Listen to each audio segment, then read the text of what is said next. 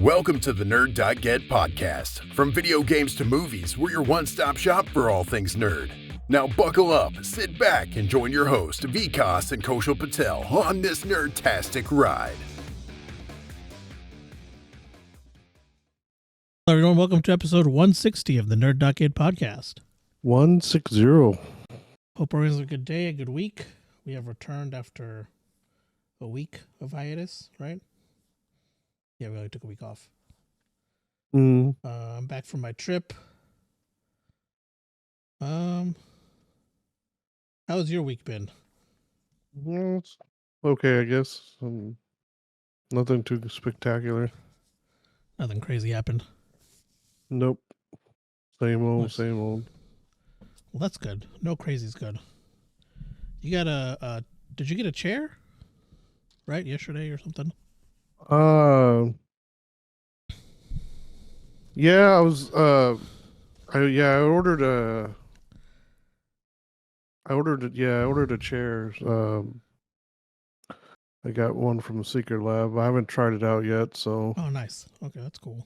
yeah. Nice. My week was pretty chill. Thanksgiving off. Pretty much had Friday off since I was working from home. Nothing really. A lot of people took Friday off, so nothing crazy happened at work Friday. So I have been tired of shit this week, but other than that, everything's been good. Yeah. Trying to think if anything else happened this week. Nothing really. Yeah, I haven't really. I was gonna try to buy something for Black Friday. I didn't really buy anything. Ah, okay. Oh, I guess I did. Yeah, I got some knives. Oh yeah. They were like, it wasn't intentional Black Friday shopping. I was like, oh, I'm gonna give some knives, and they just happened to be on sale for Black Friday. So ordered them yesterday. I was gonna buy some games, but I just haven't looked at them yet. Okay. I've kind of had I had to work all week, so I only had Thursday off, and then had a busy all day Thursday. So. Oh yeah, we did a Thanksgiving lunch at our cousin's, and then we had some pizza at my place. That was pretty fun. The lunch. What else? Yeah, nothing else really happened this week. Yeah, pretty slow week. I didn't really do much, honestly. Just try to fix my sleeping schedule, which didn't really work. It's still not fixed, so there's that. Yeah. But yeah, other than that, I got nothing. Pretty chill week. Yeah. We did go to a restaurant this week. It's a not new place, it's a food truck, and now they have like an actual restaurant. Like a restaurant front. Called is it Biang Theory, I think, is how you say it? This is called Big Biang. Yeah, Big Biang. No, there's a theory. At least it's on Google, there is. Is it? Yeah. On Google, this is Big Biang Theory. I think that's their tag on Instagram, too. Yeah. Big Biang Theory. How come it's showing noodle on mine? Oh, okay, never mind. Yeah. Yeah, so we went there. They don't have a very big menu as of now. No. I think they're still using their food truck menu probably for the restaurant as well. I'm trying to open the menu if the internet will internet. Oh, Lord. What did I do? There it goes. Yeah, so we got We got almost everything on the menu, I think, aside from 3 things. So we got jalapeno chicken egg rolls, which were pretty good. They came with the sauce, but I liked it better without the sauce. Yeah, same. I think the egg rolls themselves were enough. I think it was more of the their cheese blend that they already put in the egg rolls, maybe, is what it seemed like to me anyways. Yeah. And then we got the Goku steak, which was really good. I liked that. I enjoyed that a lot. And then we also got the one-way fried chicken. I can't read this menu. Hold on. I got to scoot up 1 second. Oh, Lord. All right. So the Goku steak is like these are their shareable meals. Signature steak dish made for sharing, sliced up Denver steak glazed with our signature Goku sauce with fried whole garlic and scallions. It's 6 ounce, and you can only get it rare. Then they got their one-way fried chicken thighs fried with light batter, served with signature one-way sauce. The sauce was pretty good on that, I feel like. Yeah, it was pretty good. What'd you think of the steak? The steak was all right. It was steak. Nothing really special about it to me. It was good. Yeah, I like the sauce that it came with it. Whatever they glazed it with, the Goku sauce. Mm. And then I got the traditional noodles with chicken added to it. I know you could do that till she said, like, when we ordered. So I got bok choy, vinegar, soy sauce, cilantro, scallion, fresh garlic, chili crisps, seared and finished with chili oil. And I got gochugaru. Yeah, like the Korean spicy sauce. That was really good. I really enjoyed my noodles. It was bussin'. I did enjoy mine at the time, but I had the leftovers, and I enjoyed those a lot better that time. Oh, okay, nice. I had the spicy chicken curry. But yeah, that's pretty much all the stuff we had. Yeah. They also have cumin braised beef, noodles, and it looks like it's their Goku steak with the noodles, is what it seems like, with some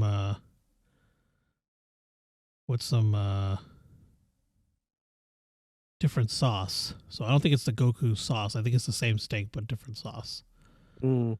And they have just a salad, and they got like fried mushrooms and chipotle garlic shrimp. So if you have enough people, you could probably go there and try everything on the menu, honestly. Yeah. But yeah, it was a pretty good spot. They do have a food truck and like a schedule for the food truck on their Instagram. There's a link to it. I think now they just do. Go ahead. Their noodles are really good, though. Yeah, the noodles were. Yeah, they're hand pulled noodles, and the noodles were really good. They're nice and thick. Mm-hmm. So, oh, see, that's why I got confused, because they didn't. It just said Big Bang on the menu, or yeah, and on the sign too, I think. On the sign outside everything. So yeah, it doesn't have theory on it. No. So I wonder why that is. I don't know if it's. Does that have a picture of their truck? Oh yeah, their truck says it. That's interesting. I don't know. Maybe they couldn't get the name or something. I don't know. No idea. Who knows? But yeah, it's a pretty good spot. Check it out. Like I said, they have a food truck as well. And I think the food truck operates like, I think during the week too. Usually, it looks like it. This next week, they're only looks like in places on Saturday and Sunday. But maybe they just haven't filled out the rest of it. So, yeah, they got the food truck, and then their store is open at a time. Here it is. The store's open, or the restaurant is open Tuesday to Saturday, 11:30 a.m. to 8 p.m., Sunday 12 to 8 p.m., and then they're closed Mondays. The website is biangtheory.com as well. That is also their Instagram, and you can find them on Film Row is what they call it. Downtown Oklahoma City, pretty much 704 West Sheridan Avenue, Oklahoma City, Oklahoma. Definitely go check them out. They got really good noodles. I was reading some stuff, and they're probably going to start expanding their menu, so we may have to go back at some point when they get new menu items. But it's a nice place. Service was good. Food was good. Definitely go give it a try. I don't think, especially if you like just hand pulled noodles or noodles in general, their noodles were really good. I do want to go back and try that other noodle dish, so we shall see. But yeah, I think that's it for the you call it the restaurant of the week. So now for the game releases. Looks like we have quite a few this week, or this coming week. So starting on November, we got one on November 20th, In Stars and Time. Oh, that's old. Why did I copy that one? Hold on. November 28th is where we start. Yeah. Calico Possum Edition for PS5 and PS4. Last Train Home for PC. Roller Dome for Xbox Series X. And for November 29th, we got Gothic 2 Complete Classic for the Switch. Orton Was the Case for everything. Biomutant for the Switch. Oh, sorry. On November 30th, we got Biomutant for the Switch. Gangs of Sherwood for PC, PS5, and Series X. Pixel Cafe for PC, PS5, Series X, and Switch. This Means Warp for everything. Tintin Reporter Cigars of the Pharaoh for the PS4. And then Toaster Ball for the Switch. And then for December 1st, we have Batman Arkham Trilogy on the Switch. Dragon Quest Monsters, The Dark Prince for the Switch. The Lost Legends of Redwall, the Scout Anthology for PC, PS5, and Series X. Sangavore 20 Below for the PC. And then Steam World Build for everything. And then our epic free game of the week is Deliver Us Mars, available until November 30th at 10 a.m. And now for our weekly delay report. Vikas? Yeah, I found 3 of them. Princess Maker 2 Regeneration was delayed to 2024. Okay. It was supposed to come out the 21st of December. It has been delayed to May 30th next year. City Skylines 2 DLC has been delayed. Just says spring. Doesn't say when. Yeah, it doesn't have an actual date. It says that they're prioritizing fixing the base game before they launch the DLC. Gotcha. I say. Then Warhammer 40K, Space Marine 2 has been delayed to the second half of 2024. And it doesn't have a date on that either. It just says second half 2024. It was supposed to be coming out in December. They don't have an actual date. Okay. So they haven't actually set a date at all, so I don't know. Gotcha. Well, yeah, that's all I had for game delays. All right. And then we'll move it on to the news. And I will start us off this week. So hopefully everyone had a good Thanksgiving. It was this past Thursday, but so everyone makes different dishes on Thanksgiving, and I found a fan of Red Dead Redemption 2 who created a dish from the game for their Thanksgiving meal. Reddit user, what was his name? Nerivar1924 has been made Pearson stew. So it's the stew, it's if you go into the camp and you get, when you go eat, it's that stew. And apparently it's been an going Thanksgiving tradition since 2018. He has cooked different versions of this stew every Thanksgiving for his family. And in lieu of, I think they also have turkey. It doesn't say. I think they get both. So this year, he created a elk, venison, and beef version of the stew. It actually looks really freaking good. I kind of want some. It's a good looking stew. He also used tomatoes and beef broth were used for the base. Then he also got celery, onion, carrots, potatoes, and garlic. Make it easy to imagine enjoying a bowl of stew next to a warm campfire. So yeah, that was really cool. It looks like, I'm trying to see if I think he got the meats from his friend who hunts. So it's like, it's not like store-bought stuff. I think his friend hunts and he got the meat from him. Is what it looks like. It's got a pretty big, you can check it out on Reddit. It's in the Red Dead Redemption Reddit. Nerevar, Nerevar 1924. So check out the stew. I'm trying to see if you put like other. Yeah, so. Oh, he even used, okay, so he even lists what like the recipe for it. He's got in there. He apparently Binging with Babish has a similar stew, and he based it off of that. Oh, and okay. and modified it to fit what he wanted. So, in the past, he's used bison, usually red meat, bison. Oh, one year he's also used pork. Nice. He has venison sausages this year, which I already said that. And then he often subs the beef or buffalo tallow for butter when browning the meat as well. So, yeah, go check it out. It's a pretty good looking stew.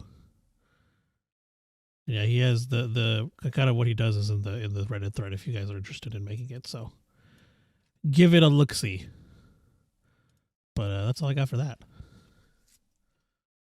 A lot of stuff happened in the last few weeks, so yeah, I was gonna go through the highlights of the gaming announcements. So the Game Awards announced all the nominees last week. I think it was last week. Yeah, it was last Monday.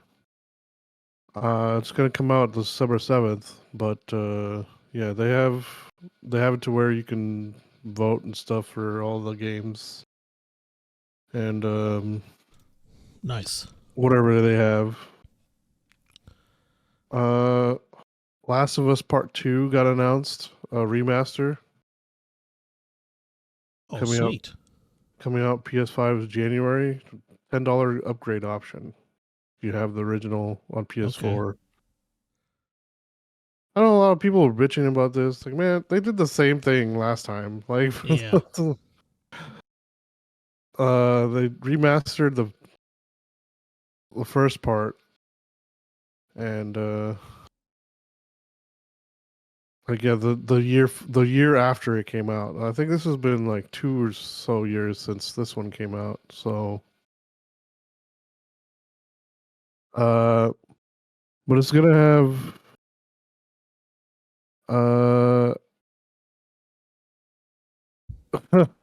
one of the things that says it's gonna have guitar free play, so I guess you can just play the guitar. That's awesome. Like, they have a new roguelike survival mode, lost levels, and full DualSense controllers integration and new outfits. So nice. I imagine,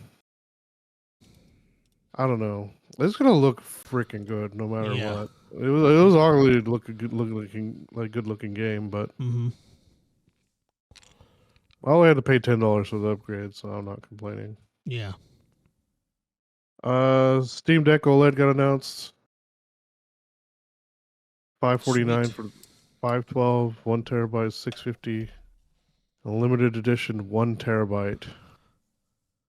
Only available US Canada for $680. Nice. The 1 terabyte and the limited editions, they're gonna have exclusive startup movies. Okay. The limited edition is gonna come with the limited edition carrying case with removable printed liner,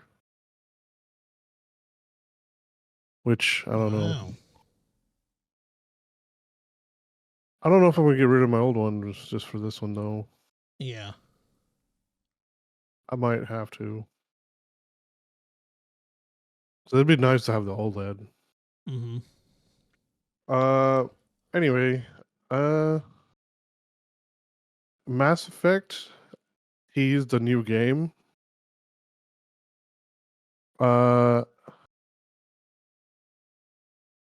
Yeah, so it didn't really show much. There was a teaser like for N7 Day this year.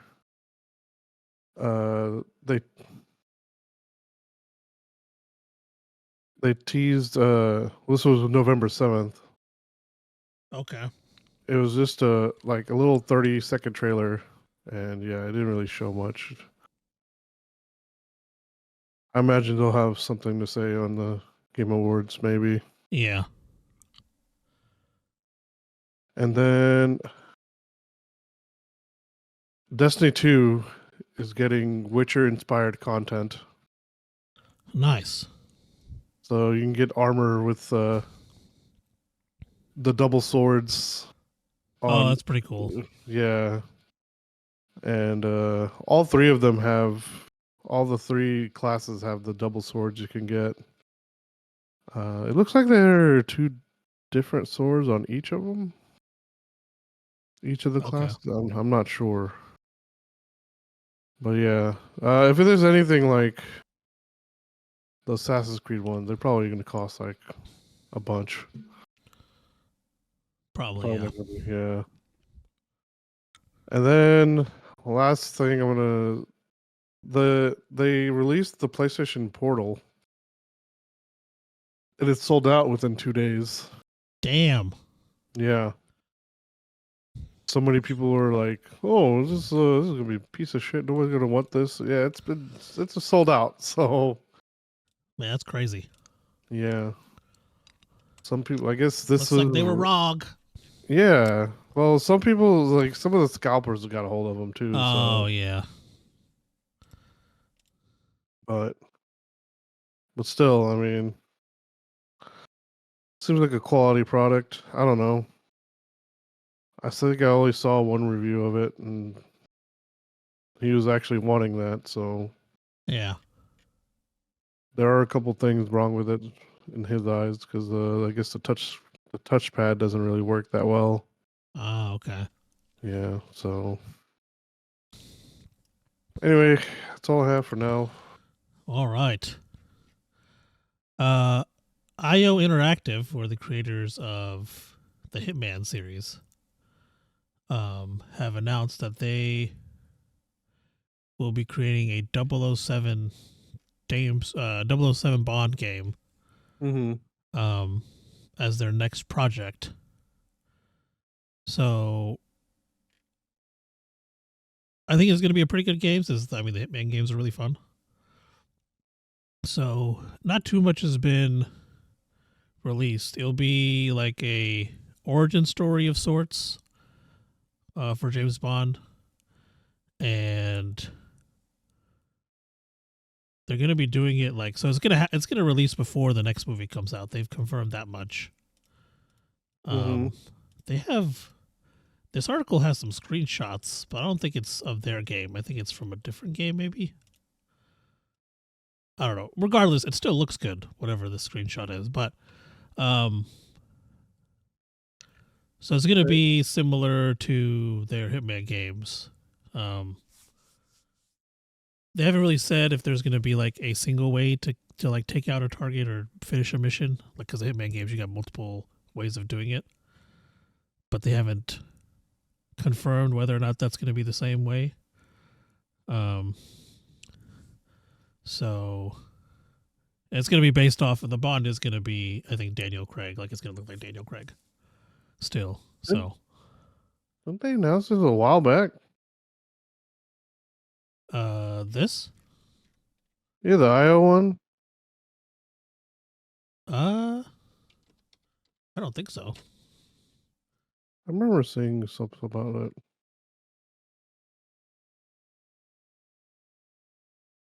I don't know. I don't remember. If we did, I don't remember us talking about it. August.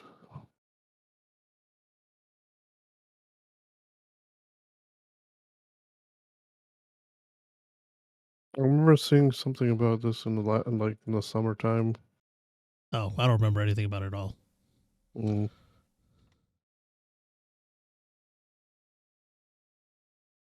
But yeah, so no announcement date has been really set on it. Just that. Oh, they did say it's moving. They are making some good progress on it. So maybe they did announce it back in the summer, and this is just like an update. I found an article back in March saying something about it. Yeah, maybe this is just an update or something. But yeah, that's all I got for that. All right.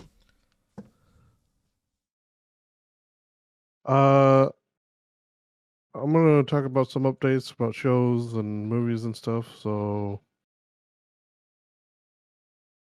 well, I'm gonna start with anime. There's a couple of anime things.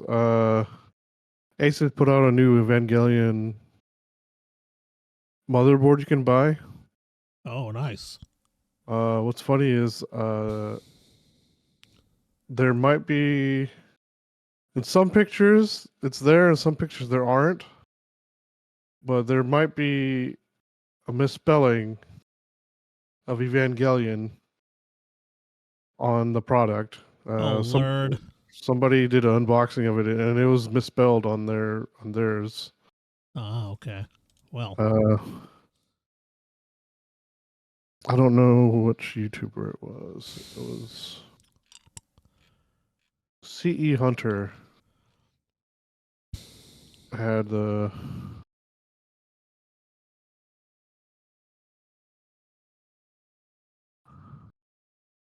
Let's see here. I don't think you. There's supposed to be like there's like an N where they're not supposed or. I'm not sure. I didn't know they made one for the purple one. They made a purple and a red one for Asuka and Ray. So, or not Ray, Shinji. okay. Well, that YouTuber has two of them. Um. So yeah, depending on which one you get, you might have a misspelling on yours. Um. One Piece. Uh. They are gonna have a collab with the Los Angeles Rams Oh, wow. on December 3rd. They're gonna have One Piece Day, and first 10,000 people will get a special bag, a clear bag that has the One Piece card game on one side and then the mobile game on the other. And there's gonna be other limited pieces of merchandise you can get. There's gonna be a One Piece sports towel. About 60,000 will be given away in the game, and they're gonna have a bunch of other stuff. They're gonna be It's gonna have the LA Rams logo and One Piece logo on the towel and the Jolly Roger symbol. But uh Netflix new Pokemon show is coming out December 28th. They placed they put a limited or they put a trailer out, and it's like in what was that, like it's like in a stop motion style Ah, okay. Pokemon Concierge, where I guess they're gonna be like running a Pokemon hotel or something. Oh, wow. Yeah, I don't know. This looks kind of funky. I don't know if I'm gonna Yeah. watch it. Uh, going movie-wise, Rockstar has mentioned that Grand Theft Auto has been making so much money, it's just not worth the hassle to make a movie. Wow. Yeah. So, yeah, they even brought like numbers into it. It's like it's not it's not even worth. Because they're probably speaking from experience. Because the last time I think is Rockstar own Max Payne? They don't. They do, right? I think so, yeah. Pretty So sure they yeah. do. So it's not their first time into the making movies. So Yeah. um, it didn't do so well anyway. So, but they are about to reveal Grand Theft Auto 6. So it says beginning of December. It's probably not gonna. I don't know if it's gonna be at the Game Awards, but it's probably gonna be around that time. Yeah. And the final piece of news is Nintendo is making a live action Zelda movie. Oh, wow. Yeah. Uh, there's nothing really uh been announced about it, but the producer Avi Arad's was tied to it, and which is the guy who helped produce the Spider-Man Spider-Man Across the Spider-Verse, and I guess he was involved with the Iron Man and the Blade movies. So Okay. apparently, he was also involved in the Uncharted movie and the Borderlands movie. Wes Ball's going to be the director who directed the Maze Runner trilogy and then Kingdom of the Planet of the Apes. So what's funny is they're getting Sony Pictures to do it. Really? Yeah. Sony Pictures is putting out the Zelda movie. Interesting. Yeah. They're not That well, it's not is going to be really, yeah. it's not going to be animated, so I mean they're not Yeah. going to use this animation studio again, so Yeah. but I didn't expect that. no. Well, anyway, after that, probably that's all I had for that. All right. I got some Hogwarts Legacy news. So it released on the Switch finally, November 14th, and it's doing really well. There was I guess a leak of the gameplay like slightly before release, and it showed that it looked really good, and Mm. it looks even better now that it's released. Because I think that leak was from several months ago, like the gameplay that they had. But a lot of people are satisfied with it. Seems to be running pretty well on the Switch. Mm. A lot of people were initially worried that the Switch's hardware wouldn't be able to keep up or make it look good, but it's doing pretty well. Um, so now, right now, as of I guess back when it released, it was number one selling for the Switch in the UK. Third biggest Switch game launch of the year behind Zelda and Mario. So it knocked Call of Duty down a spot when it released. Mm. So, um, let's see what else they have sold. Yes, third biggest release of the year on the platform in 2023. And then despite so they haven't, apparently it didn't receive any nominations or anything at the Game Awards, which is weird. But it has Yeah. sold over 15 million copies and surpassed 1 billion in sales. So, I'd say that's a pretty good launch overall. Yeah. And it's definitely worth buying on the Switch. A lot of fans are saying, a lot of reviews are giving it good reviews. And it's very likely that there will be a sequel at this point. but they haven't announced anything. So, Mm. that's it for that. And then I also gonna combine the Switch. Nintendo announced an updated release schedule for like Nintendo Switch Online N64 games. Mm.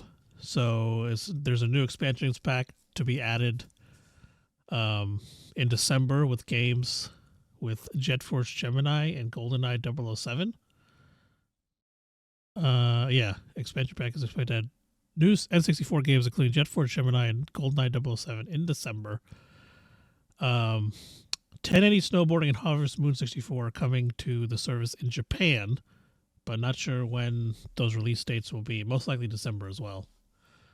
And they will continue to expand the Nintendo Switch Online titles. I think there's some talks of them stopping that, but that's not going to happen per Nintendo. So, yeah, right now you can get Pokemon Stadium 2, Mario Party 3, and then they're adding a bunch more. So I'm trying to find, is it an actual... Okay, so yeah, those were the 4 that they said. Yeah, that's all I got. Yeah, it said the president of Nintendo has previously stated that the company wants to continue bolstering the Nintendo Switch Online service to ensure members come back. So we'll still be getting more stuff on that service, so that's good. But that's all I got for that. All right. Well, I don't know if anybody's ever used Omegle before, but apparently Omegle has been shut down. The creator of Omegle just, I guess, was worried about. Well, it says it was like the target of attack, like certain attacks. So okay. over like I guess it's been so many attacks like over the years and stuff, and then I think ultimately he's like, yeah, I'm done, and he's like, I don't want to have a heart attack in my 30s. Yeah, which that's which fair. means he was really young when he launched it. So he launched it when he was 18. Damn. 2009. Holy shit. Yeah. So he wanted a place where like it started off like an innocent thing, but it became, I don't know. There's a lot of stuff that's going on with Omegle, so yeah. It in the end, he's just like, well, he's just tired of seeing like all this stuff happening, so it's just he decided to cut it down. So at this point, the stress and expense of the fight against both critics of Omegle and those who abuse it are too much to deal with financially and physically. So, I mean, I didn't hear of Omegle until like after the pandemic. So yeah, I didn't really know too much about it, honestly. Yeah, but apparently people use it for nefarious reasons too. So yeah, which I mean, I can understand that. So, I'm sure there'll be other ones taking up the mantle, I guess. I'm sure there will be others.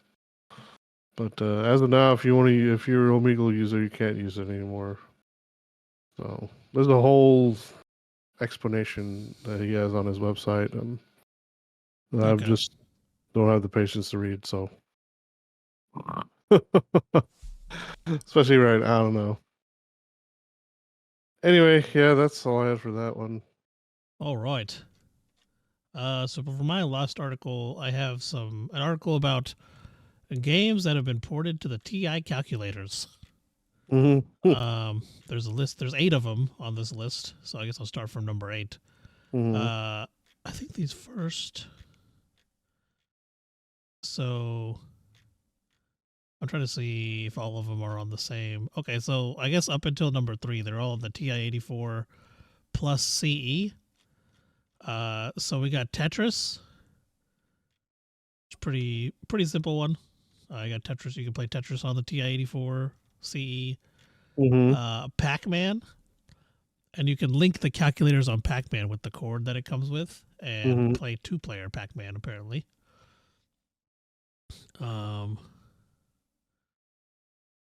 Yeah, I guess the CE has a color display, so it's all in color, which is pretty cool. Same with Tetris. And then another one is Minecraft. Huh.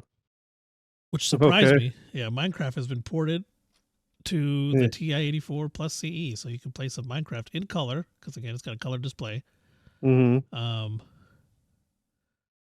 So YouTuber The Science Elf breaks down how he made the version that can be ported to the TI-84 plus CE if you're interested. The next one also surprised me. Among Us has also been ported to the TI-84 plus CE. YouTube channel Everyday Code developed a version that you can use on there using the C coding language. But this one is only single player. You can't play multiplayer. So, and the only character option is imposter, but it looks just like the game. Then finally, the last one on TI-84 plus CE is Super Mario Brothers, the very first one. So, I'm trying to see. The person who created is Oiram. He's the one who made. Oh, it's Super Mario Brothers 3. Sorry. So, that's the one. And then the TI-83-84, Doom. You can play Doom on the TI-83 or 84.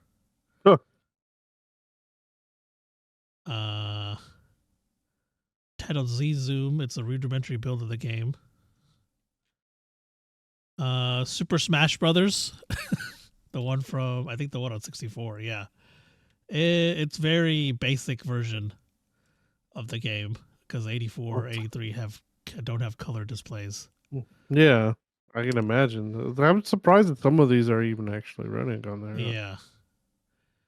And then finally, the most surprising one on the TI-84, fucking Skyrim. Right. It looks very basic, obviously, and then like it's kind of like it looks more like a text / still art game. Because there's a screenshot and it says a giant appeared, fight, fly, fight, flee, and then there's a question mark. So I don't know if you like pick your own thing, but or no, I guess that's where you enter your response. So yeah, YouTuber Evan Heaton's version of the TI-84. It's I guess he made it. Simple user interface where the dragon board can visit several regions in Skyrim, collect dragon souls, and fight creatures in the wild.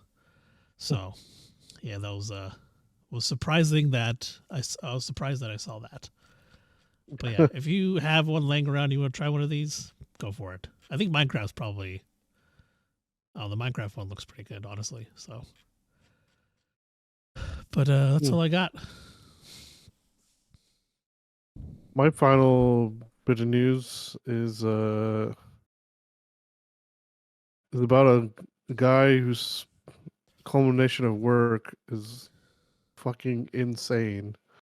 He made this giant pixel art of a digital world. It's a GIF. It's called Florida 796. Okay. And it's created by one guy. He spent over 8,000 hours on this. Damn. Started back in 2018, and this is only 37% of what was planned. Okay. He posted this project on October 12th. So it's been a while, but they just wrote an article about it this last week.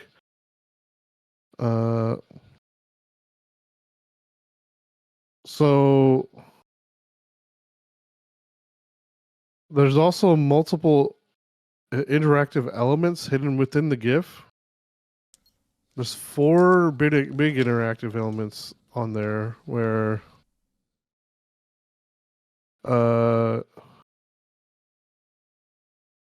there's like an arcade racer game, board where you can make your own pixel animation, change my mind beam, and where you can add your own phrase, and there's also interactive bits and stuff. I'm looking into this. This is okay. I'm just gonna post a picture for you. Let's see it. Probably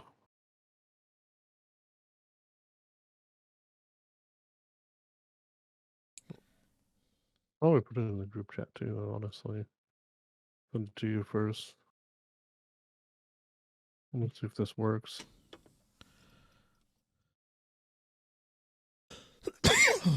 But there is so much shit going on, like so many references. Holy shit. Yeah. Wow.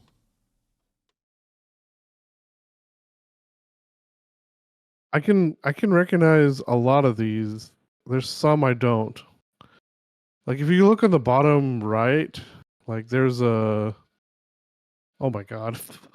Just what the hell?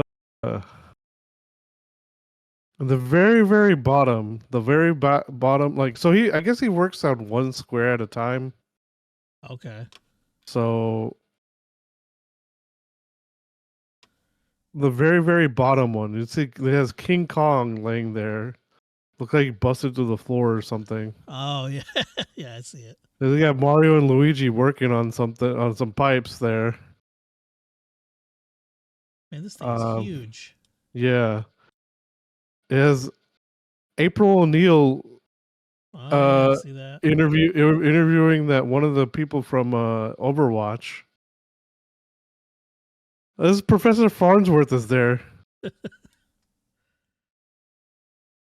The cabbage guy's there too. Oh my god. Oh wow. Yeah, I see. I just saw him.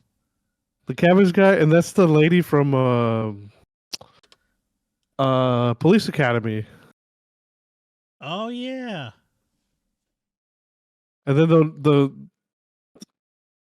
next room has a Stargate, and then a fucking Colossal Titan comes in, and then Levi is there. Yeah. Yeah. El Hanj is in the, I guess it's supposed to be the bathroom. Yeah, I guess that's the bathroom. I guess the cat opens it up. I guess, is that Armin? Armin's over there on the...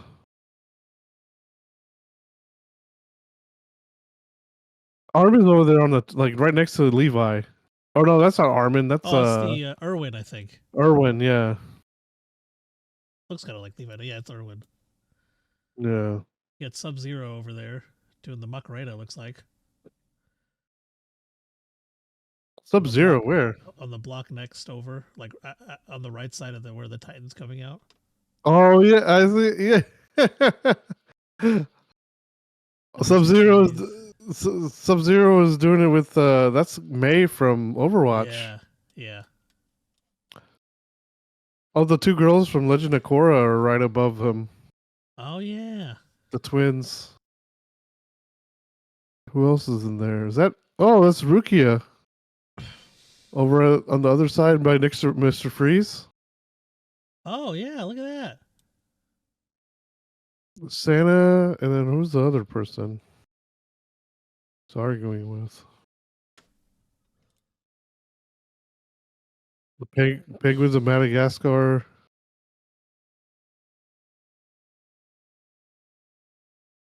Oh, they got the My Hero cast in the pool one. Oh, and Rugrats. My Hero. Oh, yeah. And Peter Dinklage. Dinklebot, where is he? Huh? Is he in that same room? Yeah, he's in the pool with the kids. Oh, I see him. Yeah, Yeah. it is him. Yeah. I guess that's supposed to be. It looks like Tyrion. I guess it could be like. Yeah, I guess it's supposed to be Tyrion. Yeah. Looks like it's the Simpsons, just Yeah. above them. Yeah, it looks like it. It's like the human version of the Simpsons. Mm-hmm. Who's that knight? Is that supposed to be Clegane? Or Where? the mountain? Oh, yeah, I think pouring so. him drinks? I think it is. RoboCop, Question the Clown. Oh, it looks like the rest of my hero is over there on the side on the chairs. I guess Invisible Girl's wearing like a lifeguard vest thing. Yeah, that's who it is. I don't know who's trying to feel her up. Man, this thing is really cool. Yeah, there's so much shit in here. Oh, what's going on in the one next to it? Oh, at the top there's swordfish too. Oh yeah, I saw that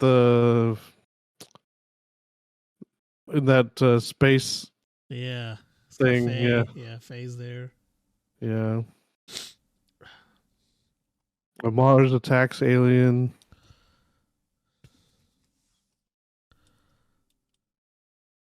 Oh, that's what part of those are. The Mars attacks, Oh, okay.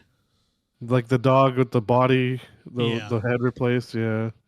I don't know why it's with swordfish over there. So I wonder if that means Spike is in there somewhere. Yeah, I was looking for him. I don't see him. Oh my gosh, Kakashi!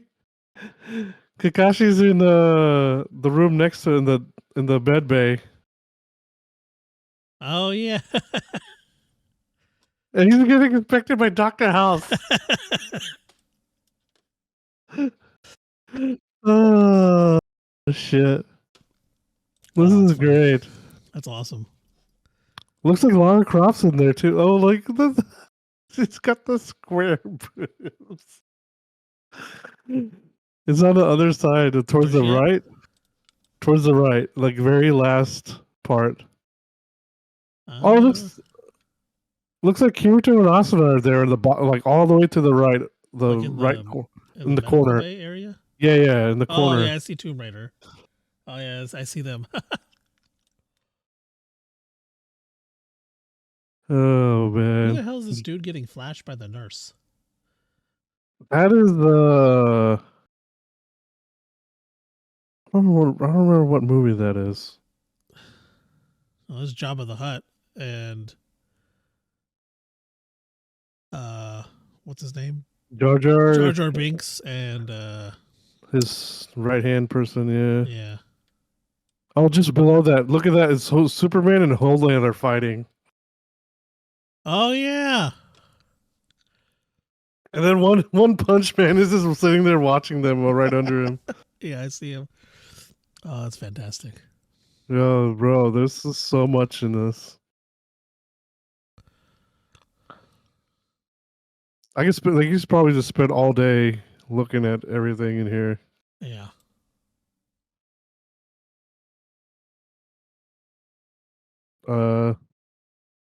Yeah, I can't do this. Is crazy. I wonder. Oh wait. Is that Thanos? It is Thanos. Wally. Oh, if you click on it, I think it'll. Potter? Oh, it'll tell you. It tells you who it what is. Wow. Yeah. Guy meme.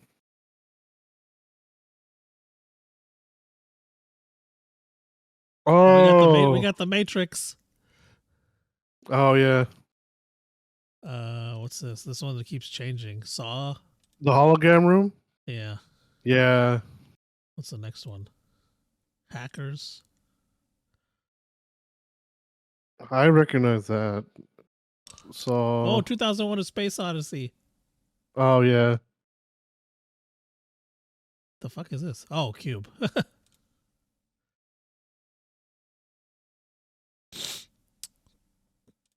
I've never seen Cube. Yeah, I didn't recognize that one. Guy meme. Jar Jar Binks. Oh, some of them have music. Yeah, that's what he was saying. Is if you interact with some of them. What the fuck in the waiting room? Sailor Moon is there with Joker and Harley Quinn. It looks like Harley Quinn's pregnant. Oh yeah. Cat Dog's there too. Yeah.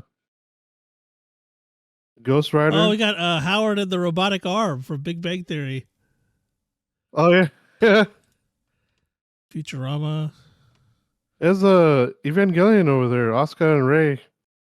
Oh yeah, And, look at that. and Shinji. And then Got right the Edge before Runner, yeah. yeah. Happy Tree Friends. Home Alone's robbers. Oh my god. Who's this? Ghost Rider? Suffering from flatulence. Oh yeah. Who's this? It won't let me click on the wheelchair, dude. I guess it's just there. Which oh that dude? Yeah. Uh Got Rapunzel. Oh, Scrubs, Turk and JD. who's that? Is that A Train? Oh, that's the Yeah. black Oh, door yeah. A Train. Oh my gosh. I didn't realize who that was upside down. That's funny. I'm gonna spend some time looking at all this later. Yeah, same here. This is really cool. Oh, what the they have a Subaru from Hololive in here. Oh, really? Yeah. Nice. Oh my gosh. There's a room in the bottom left where there's all electrical people, I guess. I guess this is from the Matrix. Yeah, the power plant. And it looks like everybody's just charging up like the stuff. There's Shazam is in there. Then what's her name? Azula, Storm, and the Emperor, and then Pikachu. And then Raiden. Raiden is there too.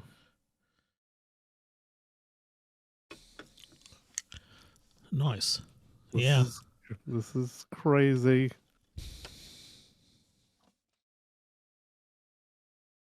Oh my gosh.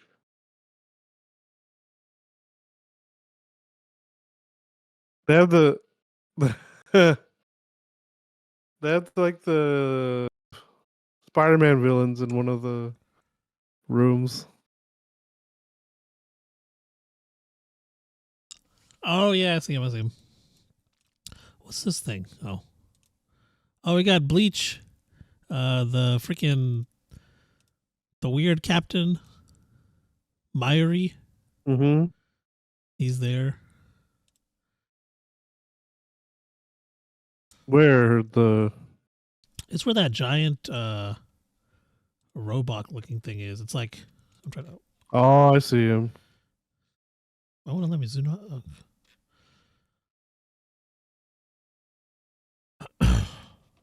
Nemu from Bleach. What is Yeah, Palpatine. Azula. Yeah, that's the Yeah, room that I was the was one you're talking talking about, about. right? Yeah, okay. Yeah. Storm, Azula, Shazam, and Raiden, and Pikachu. There's R2. There he is.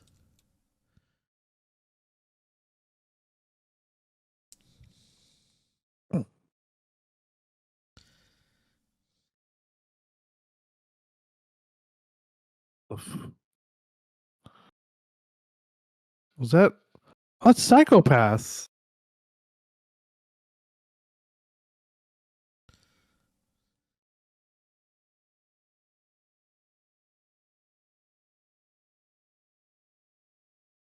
Oh, they have the guts from Berserk in here. Oh my gosh.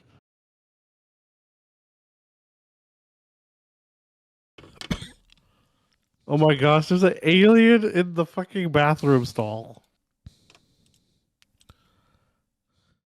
Oh yeah, Logan and Princess Leia are making out. Yeah, I just saw that. My Who's god. next to them? Is it just a random character? I think it is. I don't know. I don't.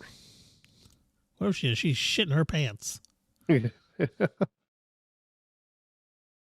you check the alien out, the Oh, they got alien the is, what? the alien was like spraying little Oh like yeah, air I see 'em. fresheners. They But have the "It's Ma'am" meme.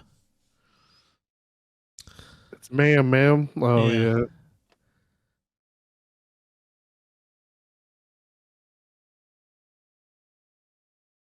Quake 3. What's this? Oh, they got the freaking what's her name?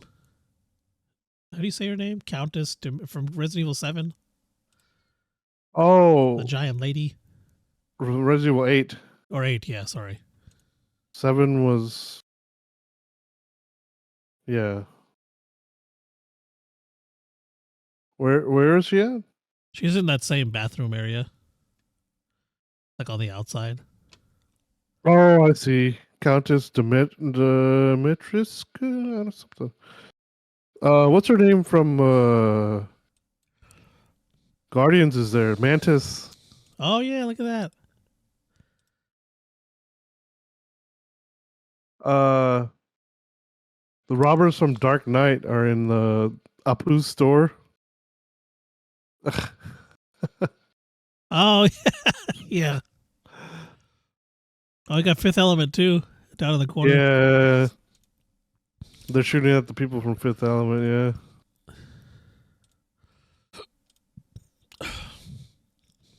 yeah. Got Chef from South Park. Who's that? Who's this? Oh, Oh, Wendy. they got Nikumi from Food Wars.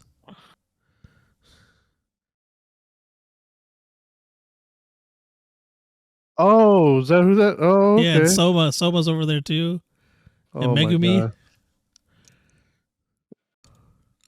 Gajeel from Fairy Tale. It looks like a Fairy Tale and Food Wars are making food. Oh, some of these have links, Yeah, they all or have. they all have links. Okay, nice. Yeah, it'll take you to. We got Patrick Star. Oh, it was the Fairy Tale Cafe. Oh, okay, I just saw that. True Gamers Fight. Oh, you got real monsters. Oh my gosh. Oh my god, they have Salt Bay in that fucking room with the arcade machines. He's been from right behind Krang from the Ninja Turtles. Oh yeah, I see him. Oh, the girl that from Cells at Work. Yeah.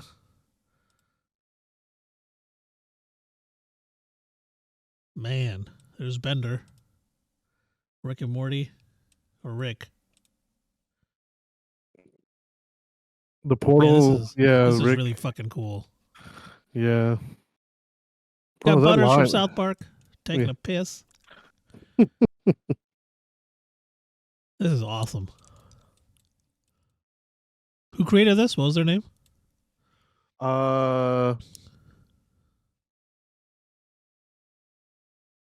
Well, I got Totally Spies. This was created by. Oh, they got the beheaded kamikaze from Serious Sam. Sonic the Hedgehog.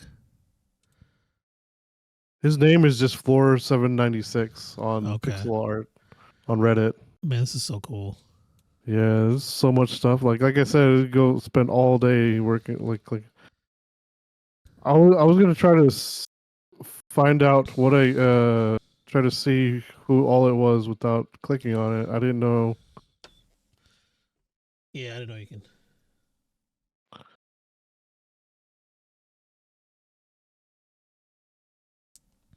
Uh, I saw somebody else interesting here somewhere. I can't remember.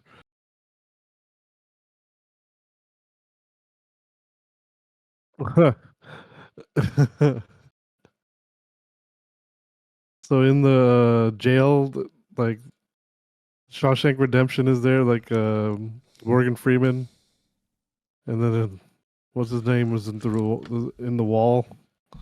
Oh yes, I see it. Hannibal Lecter's in there too.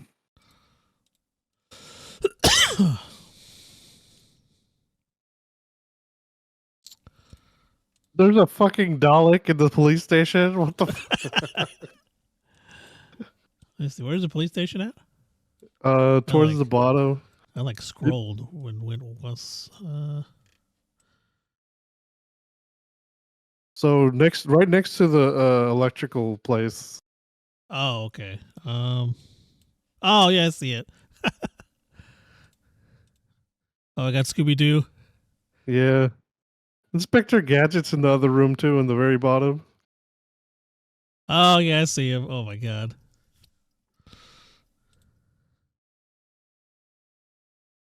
Oh, they got Rocksteady. Hades from Hercules. They're cutting up Bebop in the the Food Wars kitchen or the Fairy Tale kitchen. Oh yeah, look at that! Holy shit! Yeah, Bebop's head is on the thing. Like I guess they're cooking up pork. Yeah. If you click on Goofy over in the police station, he says, "Oh fuck."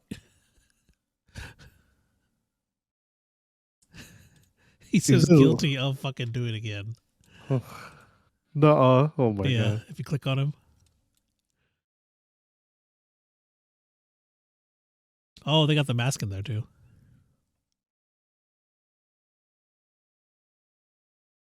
Is that Geralt? Oh no, that's Legolas. I'm dumb. Duh. Getting off the white. How did I not notice that? Oh yeah, Gandalf. There's It's Legolas and Gimli. Gimli, yeah. Oh, I saw the mask there. Fucking Doofy. Is that Doofy from Scary Movie? Oh my yeah, god. it is. Yeah, it is. Oh my god. Fucking This is so Doofy. cool.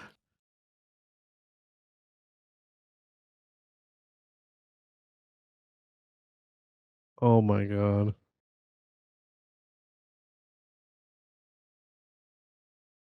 Oh, I found the animation drawing place. You can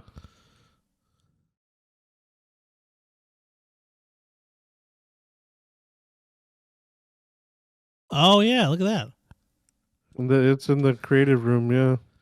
That's pretty cool. Oh, they got Psychopaths. Yeah, I saw that. It's just fucking what is that?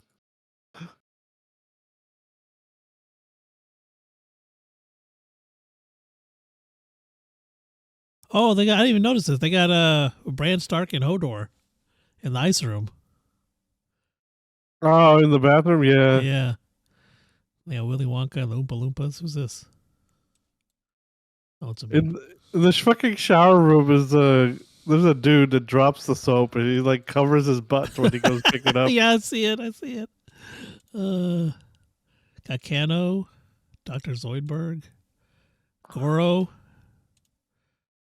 Oh, the mummy in the room next to the locker room. What the heck? They have Squid Game in the other shower, the female shower. And then randomly Mercy is in there. Oh yeah, what the fuck?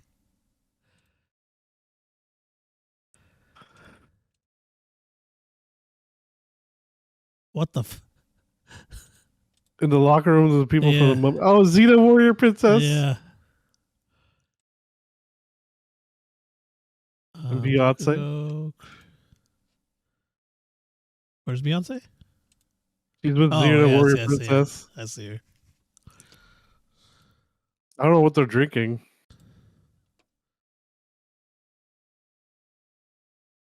What?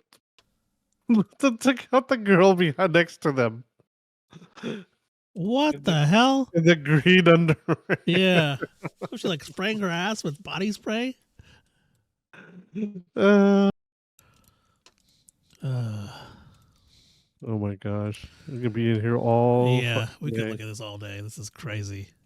Good find. This is incredible. Oh my gosh. And one of the cars going by is the freaking, there's the Ecto 1. Oh, yep, I see it. So yeah, this is supposed to be like floor 796 of a space station, I guess. Okay. That's really cool. Yeah. Oh, there's a room full of, like, you see the room full of screens? There's just a bunch of different memes that are on the... Oh, yeah, look at that. Oh, there's an avatar, like the opening playing. Yeah. There's a bunch of different stuff. The Shining's in there. The Batman slapping Robin memes there. Yeah. Man. Saw. South Park, He-Man. Oh, that one guy in the fucking American flag underwear. Windows 95 looks like down there. The Gandalf meme. Oh, the head bob thing.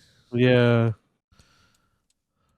Where'd you see that one? I don't see it. It's on the left, near the bottom, like Near the bottom. Oh, it's I kind see of it. cut I off. see it. It's blocked a little, yeah. Yeah, I see it. I actually watched that this morning. Nice.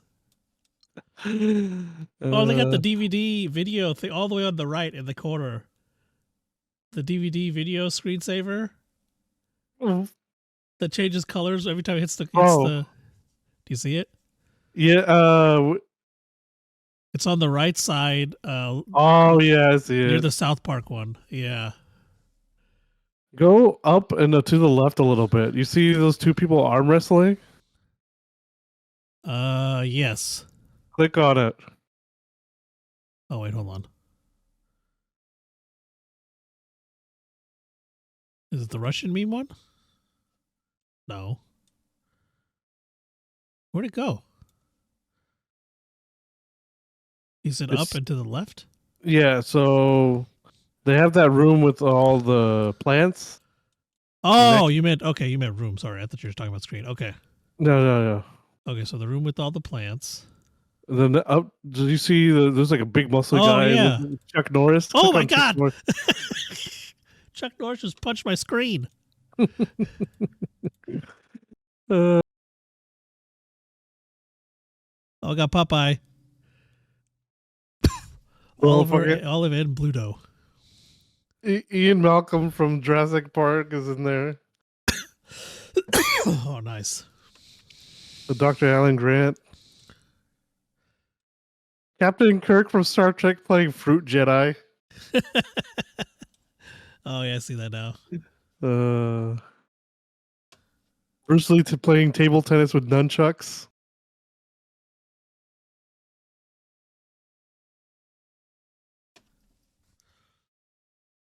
Oh, it looks like it's supposed to be. Oh, it's just an ad. Yeah, a PS5. One? They got like in their TV room. They have Xbox and a PS5 or PlayStation thing going. Oh, it's just like it just says the logos. Oh my gosh. Yeah, this is fucking awesome. I'm gonna be spending more time looking at this later.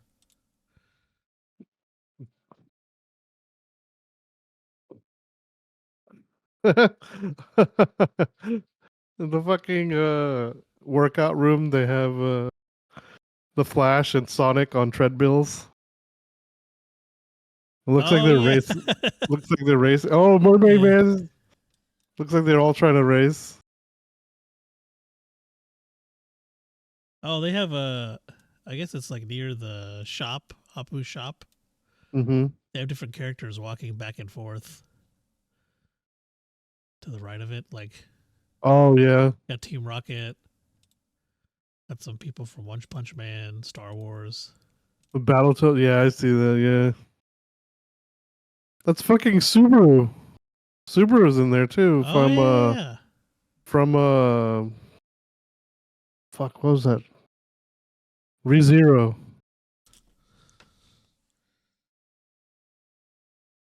Man, this is the ultimate pop culture gif.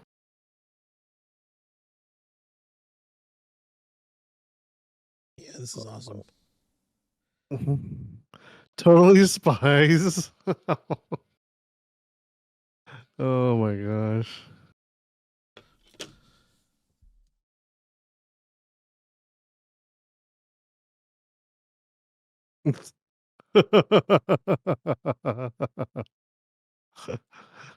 Oh, that's great.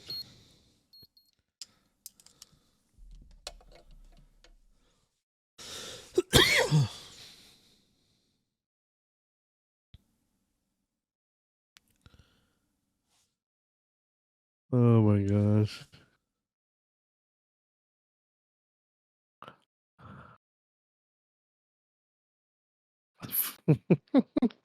You're homeless, just buy a house meme.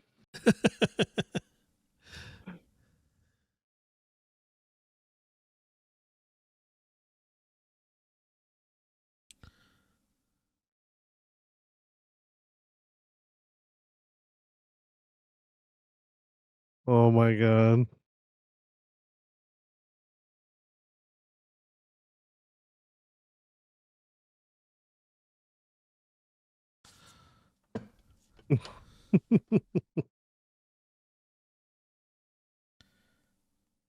Oh my gosh.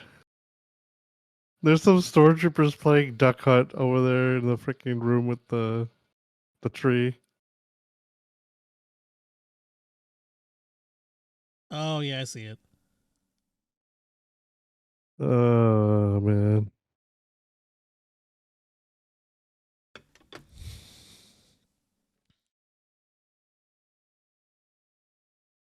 Oh, what's his name from oh,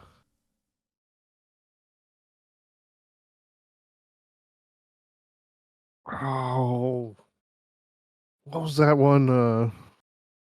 Fist of the North Star? Oh yeah, yeah. Is that the one exploding the zombies? I think so. Yeah. They got Forrest Gump. Oh, I found the change my mind meme. Nice.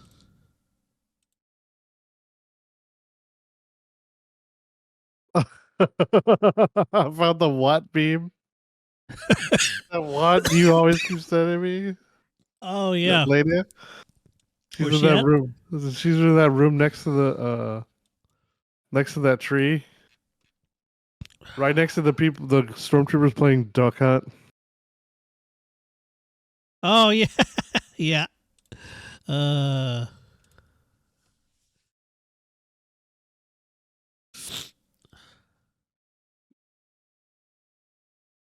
Man.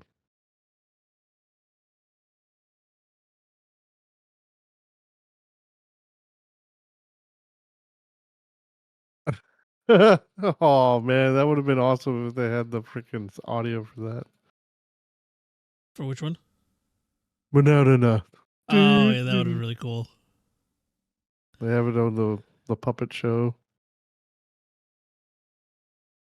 There's a Portal 2 slide where one kid just keeps going over and over.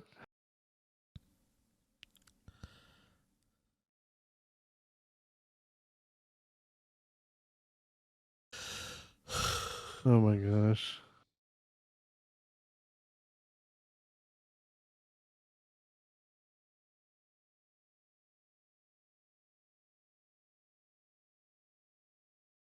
Is that the guy from well,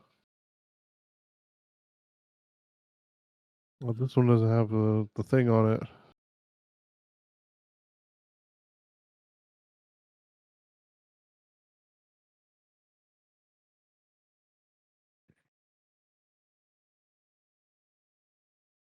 What the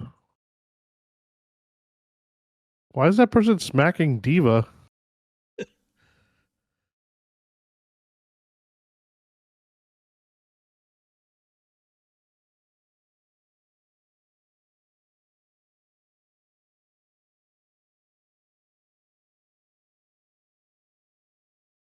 I think of Princess Mononoke in the tree room.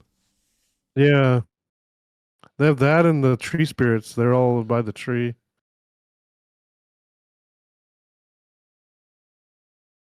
That tree is the tree of souls from Avatar. Oh, yeah, that makes sense. They click the top of the tree. They have fucking Teletubbies in there. The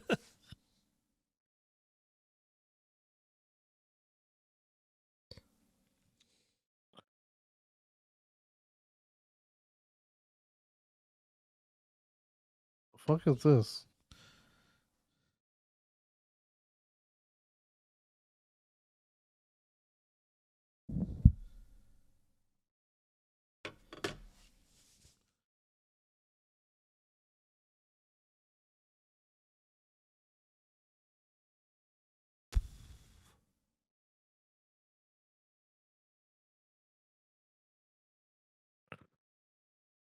Huh.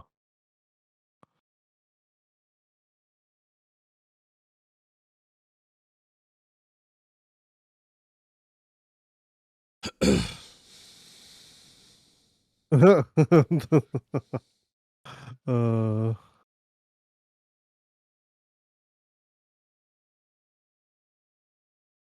I'm surprised they didn't have the TARDIS in here. That would have been great. Oh, yeah, that would have been really cool. Maybe there is in here somewhere, but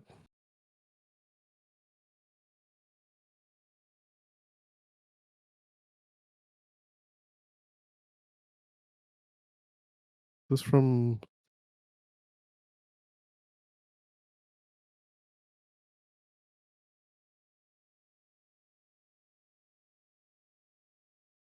oh my god.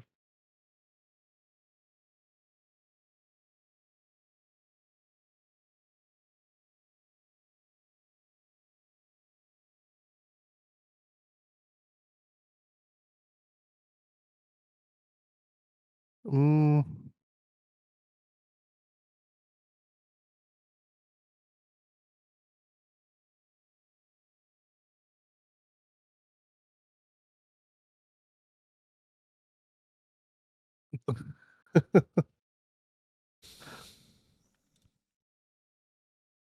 What is this supposed to be?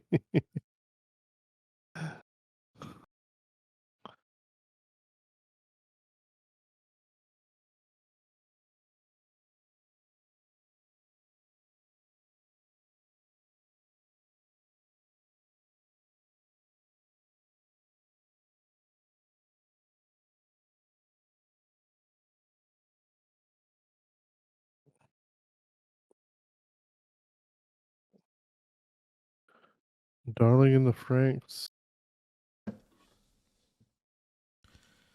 Pretty sure that lady is from something. I don't know. Thought she was from Baseballs. Maybe not.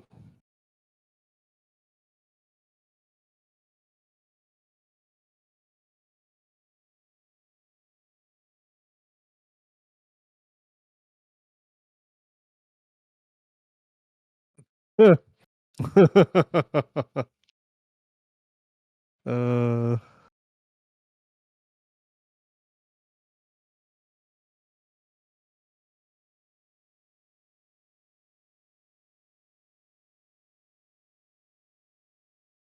next to fucking Gandalf is there's three memes. There's the stoned fox meme, sad Keanu meme, and then the freaking Ben Affleck smoking meme. Oh, yeah, I see it.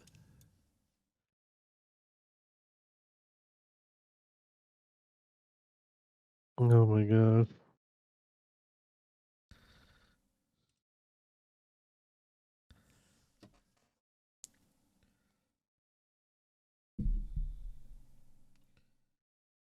All right. Well, that's all I had for that. I mean, keep looking at this all day. Yeah. Nice. Excellent find. Oh, yeah.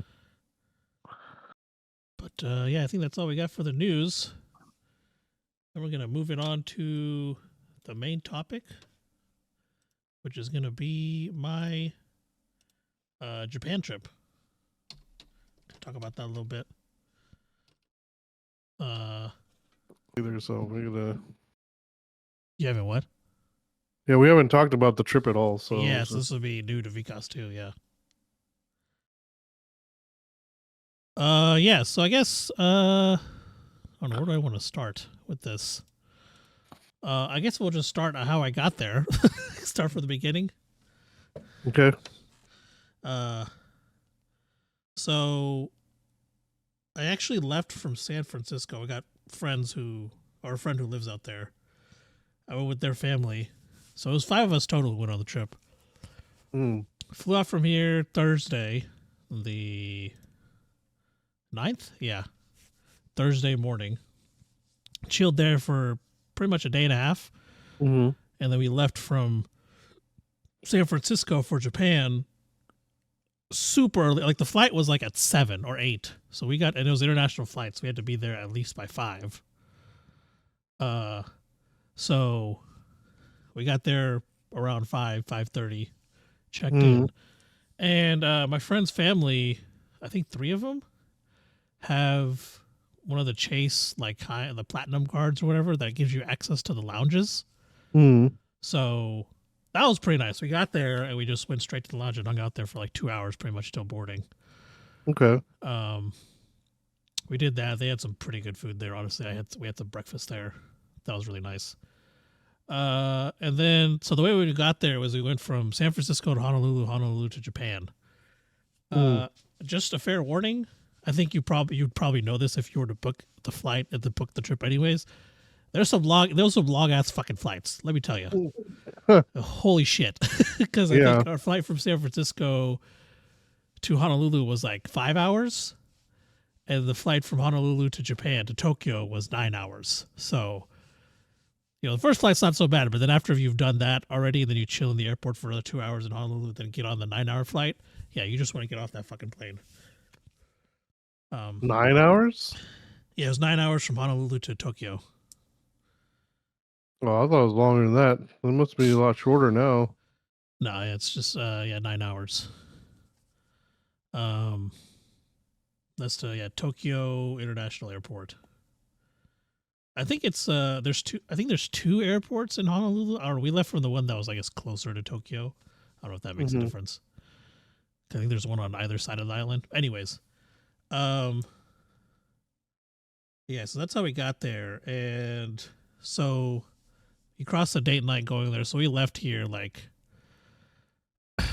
so it ends up being like with the layover, it ends up being what? 17. It was a 2-hour layover, so like a 17-hour flight or 17-hour trip, I guess, because it's 6 to Honolulu, 9 to Japan, then 2-hour layover. That's 17, right? Yeah. So we left here. We flew out from at 8 a.m. on Saturday, and because you crossed the date line, it ended up being, and they're, I think, 15 hours ahead of San Francisco. Tokyo is. We ended up landing there Saturday at 5 p.m. And it was, like I said, it was a long ass fucking flight. I just wanted to get to the hotel. I think we all did. We had to figure out stuff when we landed. We had to get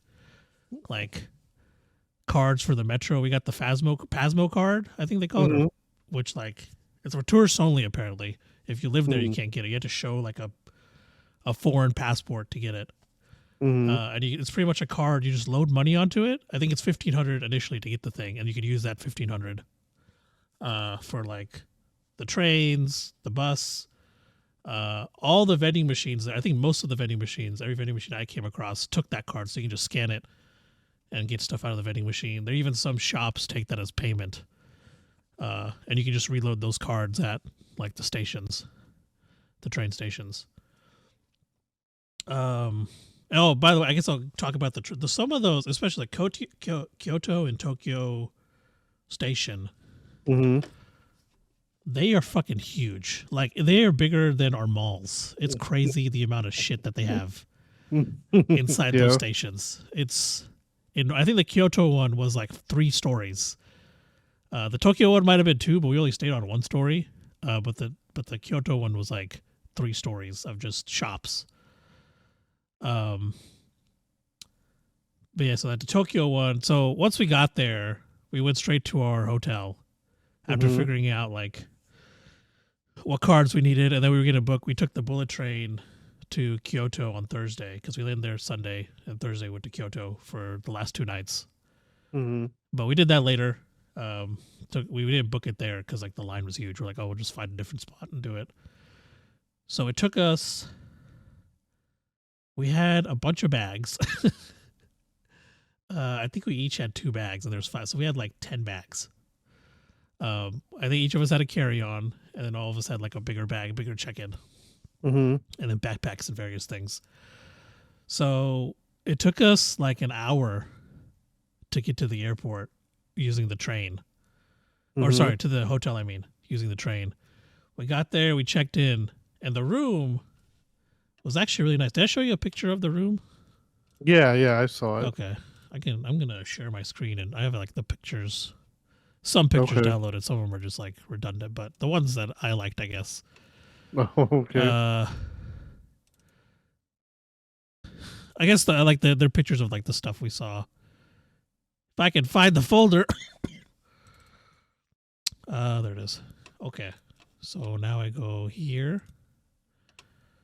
And I share my screen. Let me open one first.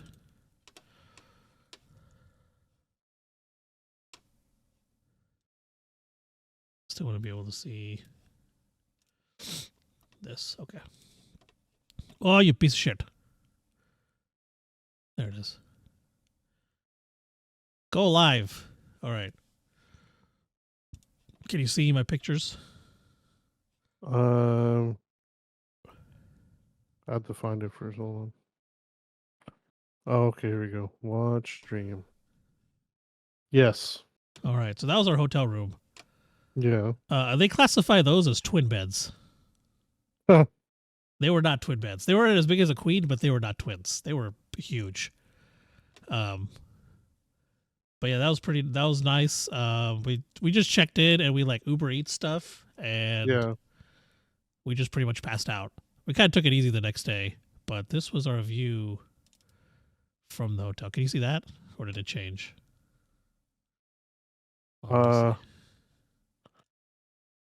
Let me find. Oh yeah, here's the daytime view, I guess. Yeah, this is what we saw from our hotel room. Okay. Wow. That's a video that I'll show you in a minute. Okay. Yeah. So this is what we would see, and then like the Gundam, which I went and saw, is like, see this like glass building over here? Yeah. It's like near there somewhere. Oh, okay. Yeah, it's like on the other side of that. So yeah, we just kind of hung out at the hotel. The next day we took it easy, and then we went and saw the Sky Tree, which is this thing. Yeah, it's kind of like the Space Needle. Yeah. It was cool to have the view of it. I don't think it's. Apparently, there are other places you can go for free that have better views, like the observatory. I think they said if you just look up the observatory, Tokyo Observatory, you can go there for free. Okay. But they have like a lot of cool, especially around Christmas time, which is when we're going, like around this time of year. They have like vendors and stuff set up outside of the tree tower, so you can like, you don't have to go up there to pay and go in, but you can go check out the food and stuff. Which is there's some fucking really good food up there, from the vendors. Huh. So we did that first day, and we also went to a shrine. But on the way to the shrine, me and one of our friends wanted sushi, and we tried this spot, and it was fucking good. Oh yeah. And it was just a random sushi joint. I don't think it was a chain. It looked like it was family owned. So, man, that sushi was so damn good. So we did that. Yeah, we saw the Sky Tree. Yeah. And what else did we do that day? We saw a shrine. Let me see if I have a picture of the shrine. Oh, yeah, all these cars. Okay. It's a Gundam. Oh yeah, here's the night view of the room. Oh wow. Yeah, from the room. It was really nice. This was pretty late, so I think there weren't many cars on the road at this point. Where the fuck? Maybe I don't have it. Yeah, I don't have it. But yeah, we went and saw a shrine that same day. And in front of the shrine was a market. So we went to the shrine. So we went to this sushi spot, I think we got to the sushi spot around 11. Mm-hmm. And the whole purpose, the first thing we were going to do is because went to the Tokyo Star Tower, the Sky Tree at night to see the sunset. Yeah. Which was really cool. But we're like, oh, let's go to the shrine first, which is when we stopped at the sushi place for lunch. Me and my friend, and then like across the street, there's like a kebab place that everyone else went to, which was also really good. But yeah, so I guess there was different ways to get to the shrine. So we took a different subway stop or train stop because some of us wanted to get brunch at this cafe. So we took a different way to get to the shrine.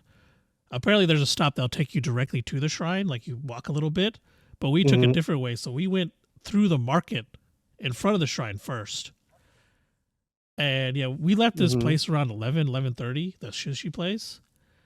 And we kept stopping at the fucking market and trying food and just like looking at stuff. We didn't get to the shrine till like 1:30. I think eventually one of my friends was like, okay, we got to go to the shrine. Like we got to stop looking. And then we came back and looked at more stuff. But yeah, we spent like 2 hours in that market alone. And it was really good, man. They had some really good fucking food. Yeah. I don't think I had a single bad thing on the trip. I think the only bad thing I had was pizza from like this really like small place. And it wasn't even like their special. They just had pizza on the menu. And someone in the group wanted pizza. So we got it. That was like the only bad thing I had. Was it because of the cheese? No, it was like the sauce. The cheese was fine. It was the sauce. Yeah. So interesting. Yeah, the cheese and it was the sauce and I guess the crust. The cheese was fine. And then I believe that night we went down the street. So after we went and saw, no, that was a different night. We went and saw, so that was kind of the first day. We went pretty much a lot of food, market stuff, Tokyo Sky Tree, and then Tokyo Sky Tree, and then the shrine. We got dinner. I don't remember where we got dinner that day. I think we went to, I don't think we didn't get, I don't think we got Indian that day. Oh no, we went to a ramen spot. It was really fucking good. Oh yeah, okay. It was like inside of Tokyo Station. It was really, really good. And they had regular ramen and like vegetarian, and someone had gotten like this like imitation chicken rice bowl to share. And it tasted almost exactly like chicken. Like if they didn't tell me that it was a vegan bowl, I would have thought I was eating fucking chicken. It was actually really good. But also the ramen was, oh my God, it was so good. And then we went and saw the Sky Tree, or the Tokyo Tower, sorry, which is, I guess, is the OG thing. Yeah. I don't know. I put these in order. I don't know why they're not in order when I'm going through them. Where'd it go? That thing. Yeah. We also went up this. So Sky Tree is, like I said, more like the Space Needle. There's room and shit. This place is fucking cramped. So if you get claustrophobic, do not go up this thing. Because I don't really get claustrophobic, and I was like, this is tiny. I don't like this.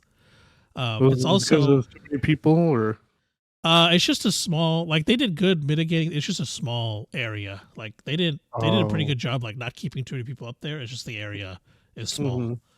Like I guess the area where you can walk around. I will say the view is better from here than Skytree. But yeah, if you get claustrophobic, do not go into this thing. And it does look like the Eiffel Tower. I think they did that on purpose. But I guess this was like the original one, and then the Skytree came later. Yeah. But this one, yeah, we went up it, and another thing.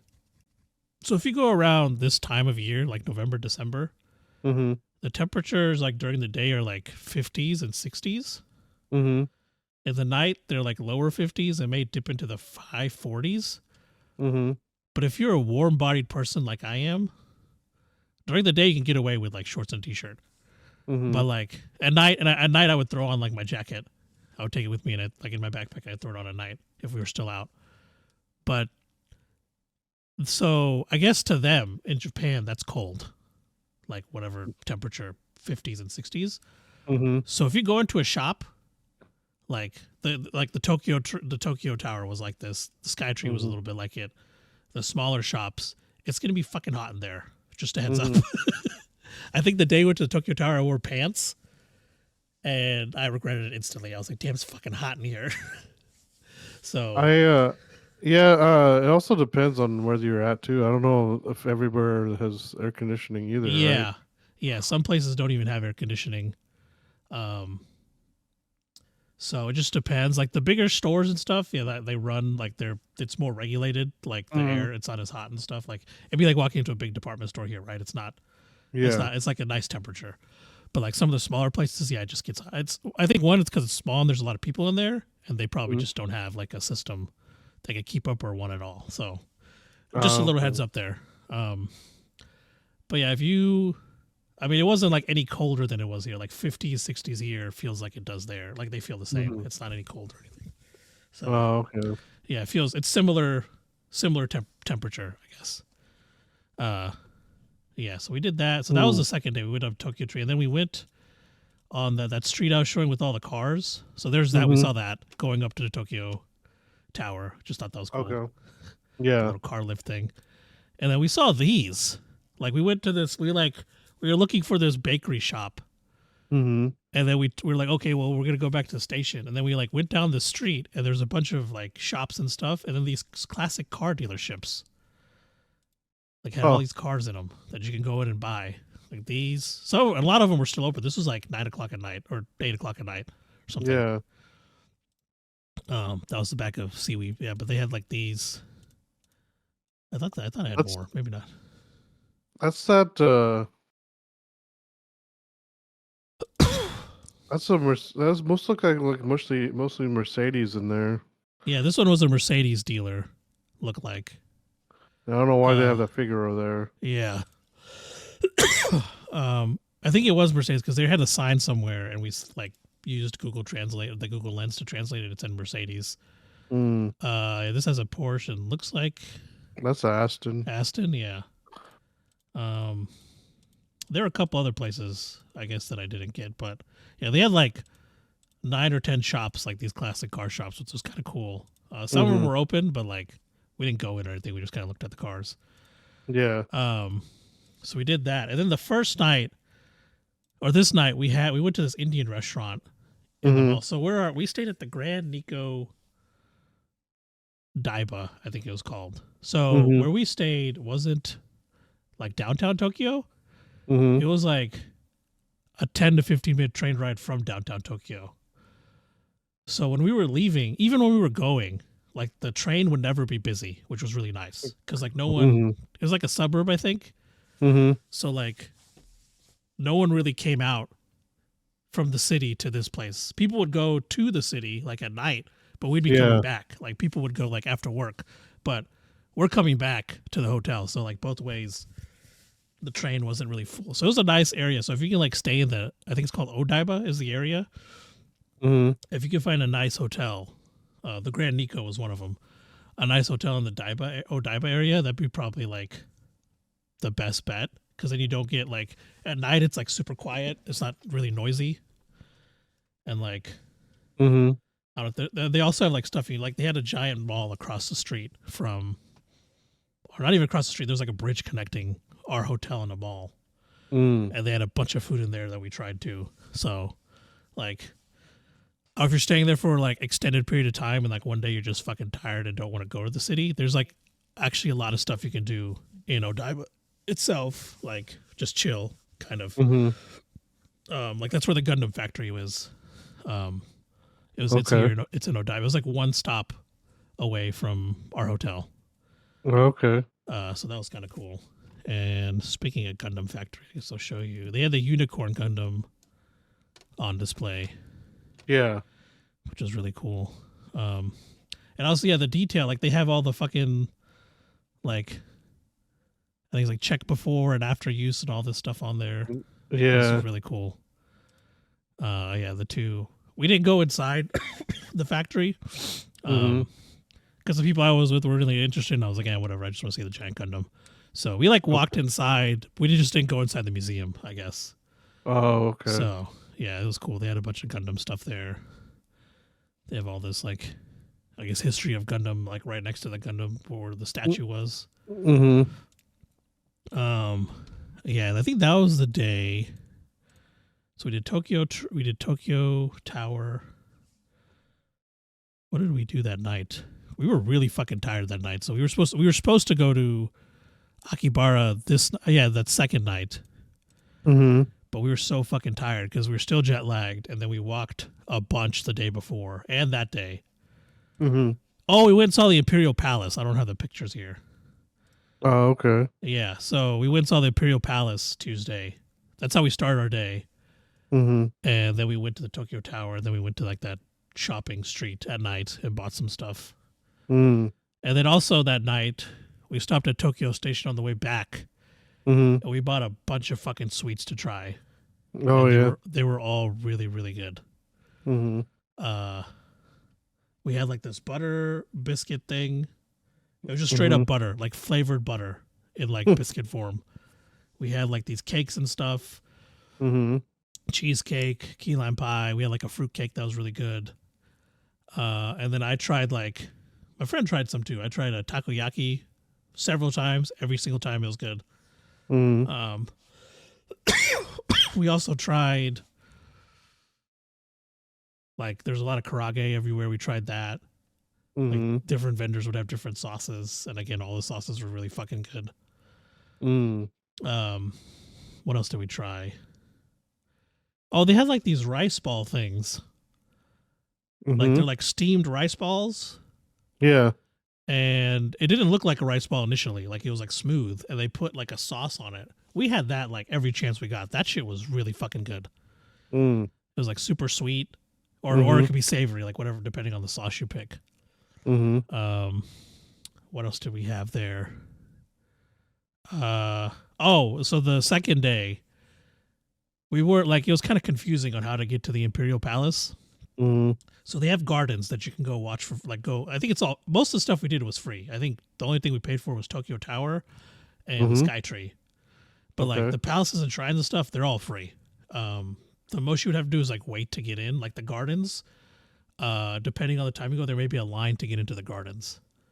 Okay. But the line moved pretty quick from what we saw. So, but the palace, the Imperial Palace, they have like 2 times or 3 times where I think there's one at 9:30, one at 1, and then one at like 2:30 for the tours. So you can't book it online. Pretty much what you have to do is you have to go to the Imperial Palace. There's a spot where you wait, and they form a line, and they take the first 150 people in line on the tour. So we went to the gardens. We didn't really look at the gardens because we were like, okay, well, we want to go look at the palace. Mm-hmm. And like everything in the garden at this point was like everything was dead, is what they told us. So there wasn't really much to look at. Yeah. So we said, okay, screw the gardens. We're gonna go to the palace. And this was like, I think. So we had to line up there by 1:30, I think, or 1. And this was like 12:30 or something. Mm-hmm. And we were all hungry. It was like, shit, we need to eat some food. So we didn't have time to like sit down and eat. So there's a 7-Eleven across the street. So we went there. I got like a pork katsu sandwich. Mm-hmm. And dude, it was so fucking good. Like, I don't know how it was like a cold sandwich, but it was bussin'. I got onigiri, like several different types of onigiri. All were really good. I got like a chicken one, a tuna one, I think. Or was it salmon. And then a pork one. All 3 were really good. Actually, the pork and chicken one, I kept getting every chance I got because they were so fucking good. Mm-hmm. And then we got these 7-Eleven nuggets. Honest to God, these were probably the best chicken nuggets that I or either of my friends ever had. The spicy chicken nuggets, they were so fucking good. and we could not find them at any other 7-Eleven. Like we can't. Every time there's a 7-Eleven, we'd go in and see, and they would not have these nuggets. Like this was the only one we found them at, the one by the Imperial Palace. Huh. And they were really fucking good. Probably one of the best things I had on the trip, honestly. They were so good. I don't know what they did to them. I don't know what they put cocaine in them or some shit. They were really fucking good. And then we had like other sandwiches. Everything we got from 7-Eleven was good. I got these seaweed chips, which were bomb. Mm-hmm. I think I was like, oh, I'll try some. Then I ate the bag before I even knew it. Then we tried like every Kit Kat, the strawberry. There's a milk tea one. I think there's an orange one somewhere. I can find it. You tried the other one that we got. The favorite one, my favorite one probably was that. Oh yeah, there's a matcha one. Yeah. And then they had a matcha chocolate one. I didn't take a picture of that. It was like half matcha, half chocolate. Oh, okay. And the orange one was pretty good. And then I think this one was like wheat cracker or something. Surprisingly good. Yeah. Yeah. So that's what we did the third night, I think. The third day, I guess. Was, we went and looked at the Gundam. Oh no, that was the second night. Yeah. So third night we looked at the Gundam, which I showed you. It was like one stop away from our hotel. And then that's the night we went to Akibara. Okay. And this was the only picture I got of it because I was like so fucking mesmerized by everything. Mm-hmm. This is just one of the streets we were on. We met up with our cousins over there. They were over there. We went to Animate together, which is like 7 stories of just anime stuff. Yeah. I think each story had like a different company, maybe is what it seemed like, of like anime things they make. Mm-hmm. So that was really cool. And then we just tried out the various food vendors there. I mean, tried takoyaki, tried like some sushi, tried karage, different like grilled stuff, like barbecued stuff, Japanese barbecue stuff, onigiri. Mm-hmm. They had I guess it was a Japanese, it was more Thai. They had like the sesame buns. But they're fucking good, filled with pork. Oh my god. They had like the pork and cheese filled steamed buns. That shit was fucking good. And then we went to Yokohama, I think. Mm-hmm. Is that what it was called? Hold on, let me see. It's a giant electronics store. It's like 7 stories. Ooh. Yodobashi Akiba. Okay. It's this giant. It's like 6 stories of straight up electronics. Damn. And the 7th story is like clothing vendors that connects to another mall. So they got their own in that building. Then there's a bridge and you can go to another mall. So we went to each story. Mm-hmm. And I think in total, the building in total is, I looked it up on. Let me look it up again. So each floor was a different thing. Mm-hmm. Like one floor had just watches, like clocks and watches. Huh. That was it. Yeah. They had every single kind of watch and clock you can think of. Mm-hmm. It was crazy. And they had another floor that just had cameras. Every single camera you could think of. Holy shit. And they were obviously they're all high quality stuff. They had a floor of just like music stuff, so headphones, speakers, surround sound systems, like high end speakers that like DJs and like concert venues use.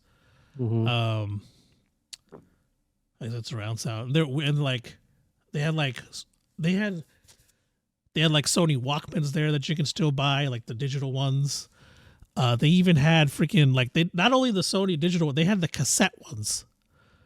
They had a section of just like cassette players.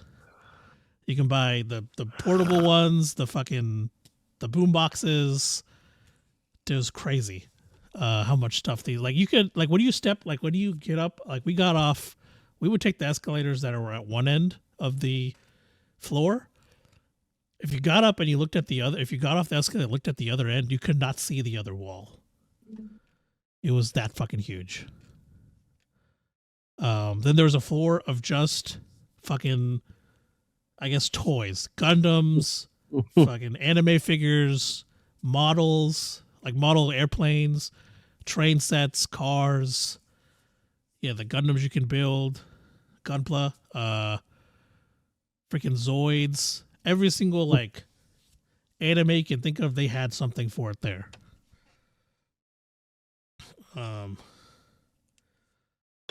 What else did they have on there? And like everything was like, I mean, it was super clean and everything, obviously. Yeah, they had one floor of just fucking TVs. TVs and projectors. And like one floor had like miscellaneous stuff. Then they had a floor of like, or I guess half the floor was just backpacks. Huh. Like they had aisles and aisles of fucking backpacks.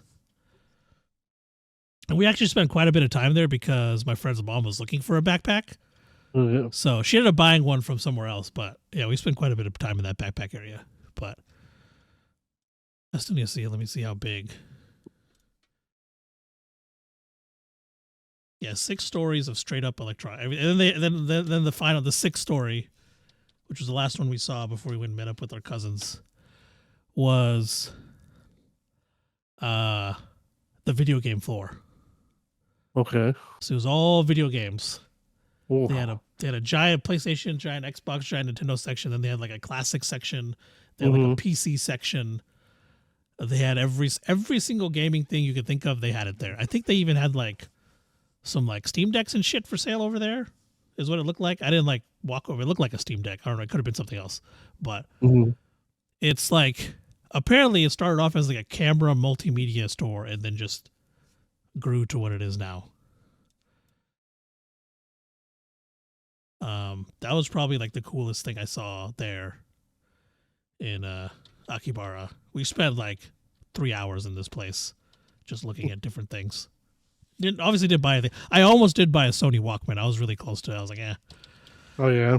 Yeah, I was like, no, I won't buy it. Man, that's funny because I was actually looking at Walkmans over here. Yeah, because that was the same thing. I was looking before we went to our trip.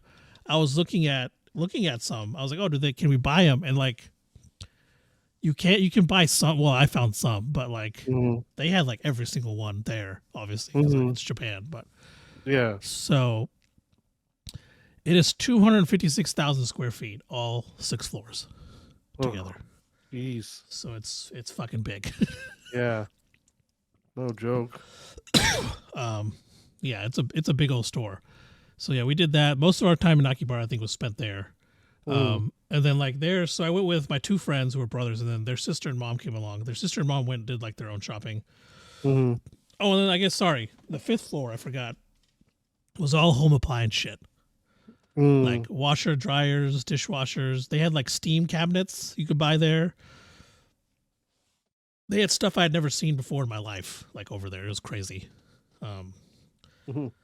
They had like this gas stove, which I don't know how that would work. They had a gas stove or electric stove, sorry, that you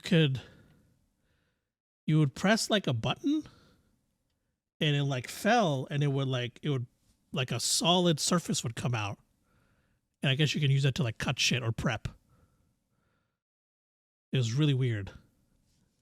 I'm assuming the stove wouldn't be able to be hot when you did that, but like it would like go in and then like a solid like thing, like just a flat thing would come out, cover the stove, and you could use it to prep and shit. That was kind of cool. Yeah, they had like, I mean, the washers and dryers they had were really, I mean, they're different than what we have here. Some of them were kind of cool looking, honestly. And they had like a 1/4 of that floor was just like different steamers and irons. It was crazy. Like every single spot in that place was full of something. There was no wasted space whatsoever. And yeah, they were super busy too. Like people were buying all sorts of things there. Like not just tourists, like locals too. So, so that was the 3rd day. And then I'm trying to see if I missed anything from Tokyo before we leave. I don't think so.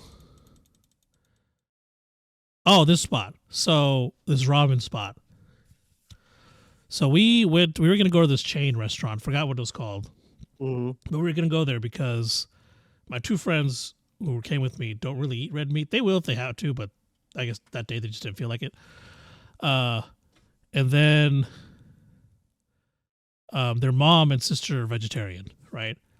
So we had to either find like all vegetarian places or like places that had both. Mm-hmm. Most of the time we found places that had both. So this ramen, so we were going to go to this other ramen spot that had vegan and traditional ramen. Mm-hmm. Or vegetarian traditional ramen. Yeah. But that line was fucking long as shit. And there was 5 of us, right? And obviously like a lot of the restaurants are small in Japan. Mm-hmm. They're not huge. Unless it's like a chain or something. Yeah. But this one was also a chain, but it was smaller. So we were like, oh, this is going to take a while. And then we started walking away looking for a different place. And then I saw this place. I was like, oh, what about this place? And we looked it up and they also had vegetarian vegan ramen there and chicken ramen as well. Mm-hmm. And traditional ramen. So we walked in there, we ordered. They use use a machine to order what you want, and they bring it out to you. Dude, it was probably some of the best ramen I've ever had in my life. It was so fucking good. Like the noodles were nice and like they're like the proper consistency. The broth was freaking incredible. And they had like the pork, the chatsu or whatever. That was really good. Everything about it was good. I like finished the whole fucking thing. I wanted seconds, but I didn't get them. But yeah, that shit was really. And it was just a random spot we picked. I couldn't imagine what like a popular chain like would taste like, or like not a chain, just like a more well known, I guess, established place would because this place I think was relatively new. When we looked it up, it hadn't been open for very long. Mm-hmm. So, yeah, it was really fucking good. So I think that was pretty much Tokyo.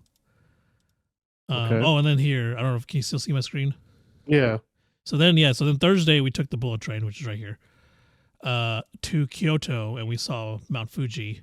Mm-hmm. We passed Mount Fuji, saw an awesome view of it, and then like we could see the sunset and sunrise from our hotel, and like Mount Fuji in the distance. So that was kind of cool. Yeah. But the bullet train, it was really fucking nice. Super smooth, and you can like order food and stuff there if you want it. We brought our own food, but if you wanted to, they had a menu you can order from, and they would bring you food. And I'm sure it was great. It looked good. I'm sure it was amazing. So, and it was like a 2-hour trip. It felt like 30 minutes. Huh. I did not feel like we took 2 hours to get to Kyoto. So, Oh yeah. that was really nice.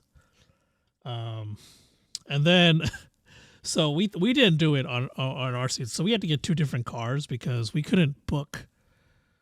Like they have an online website, but we tried to book it here and it would not work because we had bags. So you have to like book the oversight luggage bag seats, which are like usually the very last seats in each train or in each like cabin or whatever you want to call it. Mm-hmm. So we couldn't book it from here. We had to book it once we got there. Once we got there, most of the stuff was booked. So we eventually found one that had like 4 seats in one train and then 2 seats in another. So we can like have a place to put our bags. So you can turn the seats, right? Mm-hmm. Well, apparently, I don't know why it locks, but apparently you could turn the seats sideways. And it looks like, oh, they turned the seat sideways so you can look out the window. Apparently you're not supposed to do that. It's very dangerous, but like their mom and sister did it. They had to like, they didn't get yelled at, but the guy was like, hey, you can't sit like that. That's not for what it's for. But anyways, I'll just do everything. So yeah, we went there. We got to Kyoto pretty early, actually. We went and looked at the Meiji Palace. It was kind of cool. You can go inside and walk around, and they have like different history. The art in there we couldn't take pictures inside, but like the art and stuff was really cool. They had one, like a lot of the rooms would like share walls, right? So they'd be separated by like these like wooden carvings. And each side of the wall would have different carvings, but it's one piece of wood. Oh. It was really, really cool. So like one we saw had like lions on one side and like flowers on the other, but it was a single piece of wood. It wasn't like 2 different ones. So that was kind of cool. We saw like the gardens and stuff there. There's a really nice view of like the city. You go up some steps and like all the colors were changing and stuff. So that was really nice. Like the trees were changing, like the leaves were changing colors. And then I think that's all we did that day because we got there, went to our hotel first, then we went to the castle. Oh, then we went to like a different shopping district. Tried out Mhm. food there, some coffee. Had some really good ice cream out there. So that was Thursday. Then Friday we went to the Golden Pavilion, Golden Mhm. Temple, Golden Pavilion, which is whatever they call it. I think I showed you the picture of it earlier. This thing. Okay. And when the sun hit it, it looked like it didn't hit it till like later on. Like I wasn't near there when it was kind of actually cloudy behind me when I took this Okay. picture. But dude, when the sun hits it, it looks freaking amazing. Mm. So like, yeah, because it's all golden and stuff, it looked really cool. That didn't take very long. We just kind of walked through there, and then went like shopping, or like went like souvenir shopping in the area afterwards. And then I saw a Supra in the parking lot, Yeah. just chilling there next to the Yeah. taxis. Oh yeah. I was like, holy shit, it's a Supra. So, and then in the shopping district, saw an S2000, Yeah. and then this van. Okay. That was like that shopping street we went to on Thursday. Mm. I had some margarita chips, which are pretty bussin'. Margarita pizza chips. Mm. And then we didn't go into this, but when we got to Kyoto Station that second night, or not, our last night/day there, Mhm. I had done all my shopping in Tokyo, so I kind of just chilled out in the station. Yeah. But like my friends and their mom and sister were doing all their shopping at Kyoto Station. Mm. And so I was just like kind of chilling. And then once they were done, they came and got me, and we went outside just to chill. And we saw, like from where we were standing, we saw Kyoto Tower. Just took a picture of it, but it was pretty cool, lit up at night and stuff. Mm.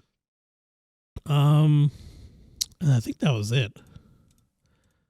That was pretty much. Oh, no, we went to this fire ramen, this spot. Yeah. Where's that picture? Let me show you. Again, really good fucking ramen. Mm-hmm. Wasn't as good. They had the different base. It wasn't like traditional pork base, so it wasn't good as that other spot we went to. But this one, so you order and they have different like plates, and they put your phone. They have areas to like, because of the right here. So I think you just saw it. Yeah. So they have areas to like, yeah, here you go. Because he gets like a bunch of sesame oil. Uh-huh. And then he'll like get the pan he's holding is like on fire. And Yeah. he pours it onto your ramen to finish cooking it. Oh. Yeah. Oh my god. That's why you have the bibs and stuff, because like the oil splatters and stuff. But yeah, that was really fucking cool. And like they have like the whole like, so they cook right there, right where the guy is, and like the whole area. So it's like a U-shaped bar that goes around. Mm-hmm. And they have like camera holders, like every spot, every angle they can get. So no matter where you're sitting, like they'll like ask if you want to be filmed, and they'll take your camera, put it up there, and start recording for you. Mm-hmm. And the owner was really cool. He would ask what we're doing afterwards, and then he'd give us directions on how to get there. So okay. The guy like at the end was like going back to his hotel, and he was like, "Oh, where's your hotel?" And he gave him directions back. The other couple was going to like the palace we went to. They gave him a couple that we said, "Oh, we're going to the shopping street or whatever," and he gave us directions to the shopping street. So, and he'd like ask us what we were doing and like how long we'd been there, you know, and like if you asked him like, "Oh, what should we do?" He'd like give recommendations. So the owner was really cool. It's called Menbaka Fire Ramen is what it's called, and that sign says "No ramen, no life." Yeah, I saw that on the shirt. Yeah, and I have a picture. I got a pin. So whenever you eat there, every like set you get. So they have sets, right? So they have like you get the vegan set, which is the vegan ramen, like imitation chicken, vegetarian spring rolls, and they have the chicken set, which is chicken ramen, chicken spring rolls, and then fried rice with chicken. And the vegan or vegetarian one has vegetables with the fried rice.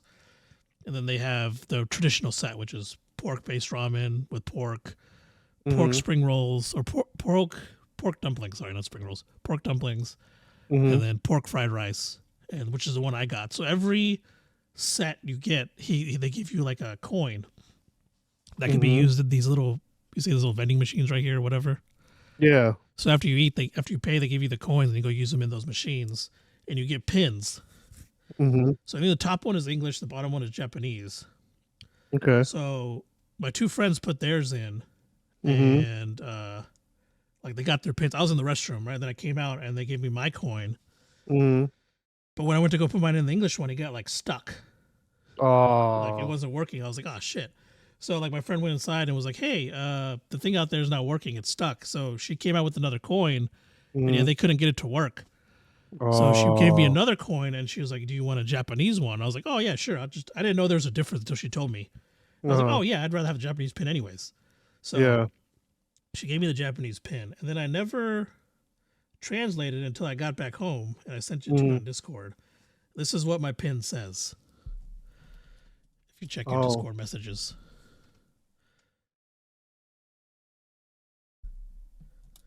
I didn't expect it to say "you idiot" at the bottom, and that's the owner. That guy on the pin, that's the owner.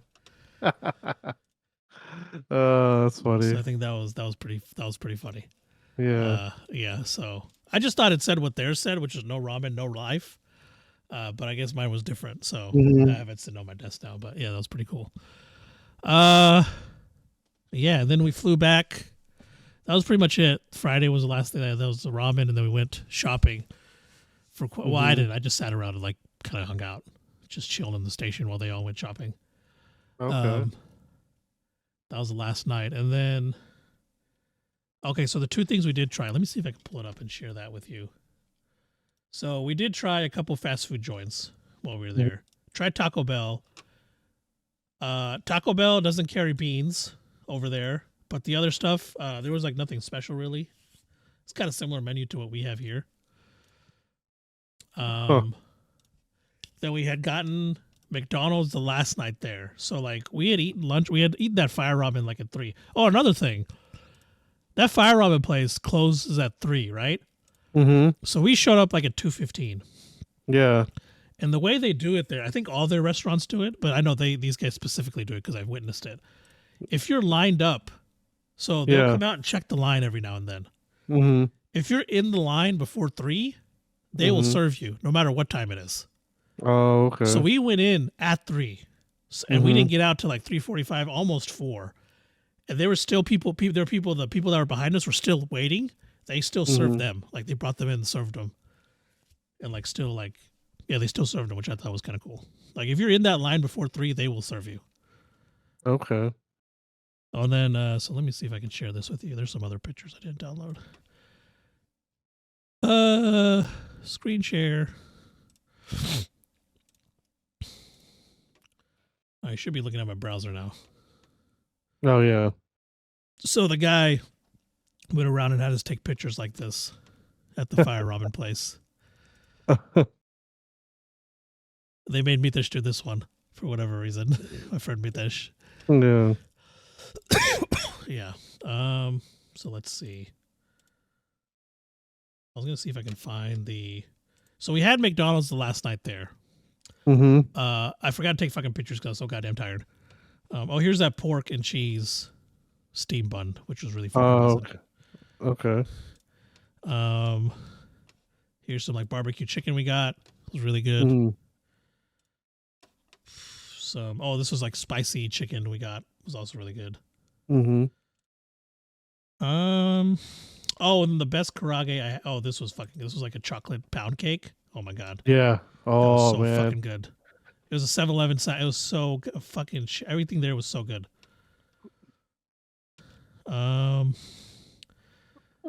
So the thing is, my stupid phone also brings in pictures from WhatsApp. Mm-hmm. And I don't know how to. Oh, here you go. So at the end of the Meiji Palace, which was the first day in Tokyo, Yeah. they had vendors set up, and one of the vendors was selling karage. Mm-hmm. Probably the best karage I've ever had. It was just like a tent, and he had like a fryer in there with some sauce. I don't know what he put in that fucking sauce, but damn, it was good. Oh, and this is the pork. Actually, I think this was chicken onigiri, which is really fucking good. Okay. And this is the inside of the bullet train, I think. Yeah. So Okay. seat, and then like the aisle. A lot of leg room. And then they have the seats recline. Mm-hmm. Yeah, so. And they had Wi-Fi and everything on board. Oh, here's it. The Yep. KFC. So I didn't get any pictures of the McDonald's. We got like a teriyaki chicken, a spicy chicken sandwich, and like a spicy chicken cutlet, and some fries. That was okay. But we got some fucking KFC. Mm-hmm. So we got it in Akibara, and we took it back to our hotel, which was another 20, 30-minute ride home or commute home. That shit was even though like we had gotten it 20 or 30 minutes ago, it was still fucking good. This was a spicy chicken sandwich, which was I liked a lot. And then this was the teriyaki fried chicken cutlet, I think. Okay. It's called wafu chicken cutlet, which is like it was like a teriyaki sauce. Okay. And then they had like I didn't take a picture of the Popeye or the biscuits, but dude, everything from that KFC. And we tried KFC I think 2 or 3 times, and we got the same thing every time. Or I think the other time we tried like their nuggets and stuff, which were also really good. But every single time it was fucking fire. It was so good. But each time, and the only thing I regret doing is not trying it as soon as we ate it, because every time we got it, we were like tired, and we just want to go back to the fucking hotel. So it feels that good after like 20 or 30 minutes of sitting there. I cannot imagine how good it is like fresh when they give it to you. Yeah. But it was so good. The McDonald's was okay, but the freaking but I will say we only had one McDonald's. A similar situation. We picked it up 8 to 20 minutes later. But the KFC was really fucking good.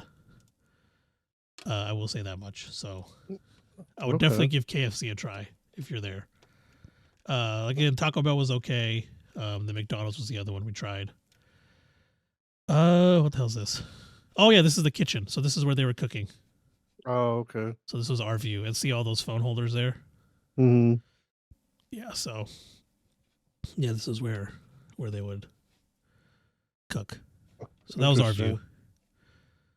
Do I have anything else here? Here's part of that first shrine we saw. That was behind the market. Okay. That was that one. Here's the Meiji Palace, the entrance. Okay. Let's see what else. Oh yeah, they had like a fake Statue of Liberty near our hotel. And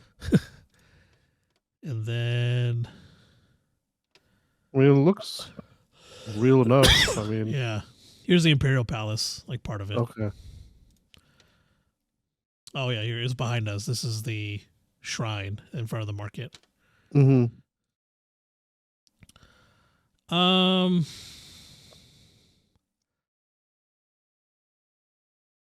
don't think there's this was like our brunch that we had, which is really fucking good there. Mm. This was like a sourdough egg thing. It was really good. Mm-hmm. And they had like these really fluffy pancakes. I don't see the pictures though. Oh, this was our view from the Indian restaurant. That's the Rainbow Bridge back there. Oh, okay. From the Indian restaurant in the mall that we went to. Which was also really fucking good, by the way. They had this cheese naan there. Oh my God. I got seconds. Oh, here's that butter biscuit thing, butter cookie thing I was talking about. Mm-hmm. There's the pork onigiri. Oh no, that one's also chicken. Maybe I didn't take it. I might not have taken a picture of the pork one. Yeah, then some desserts. These are all fucking really good.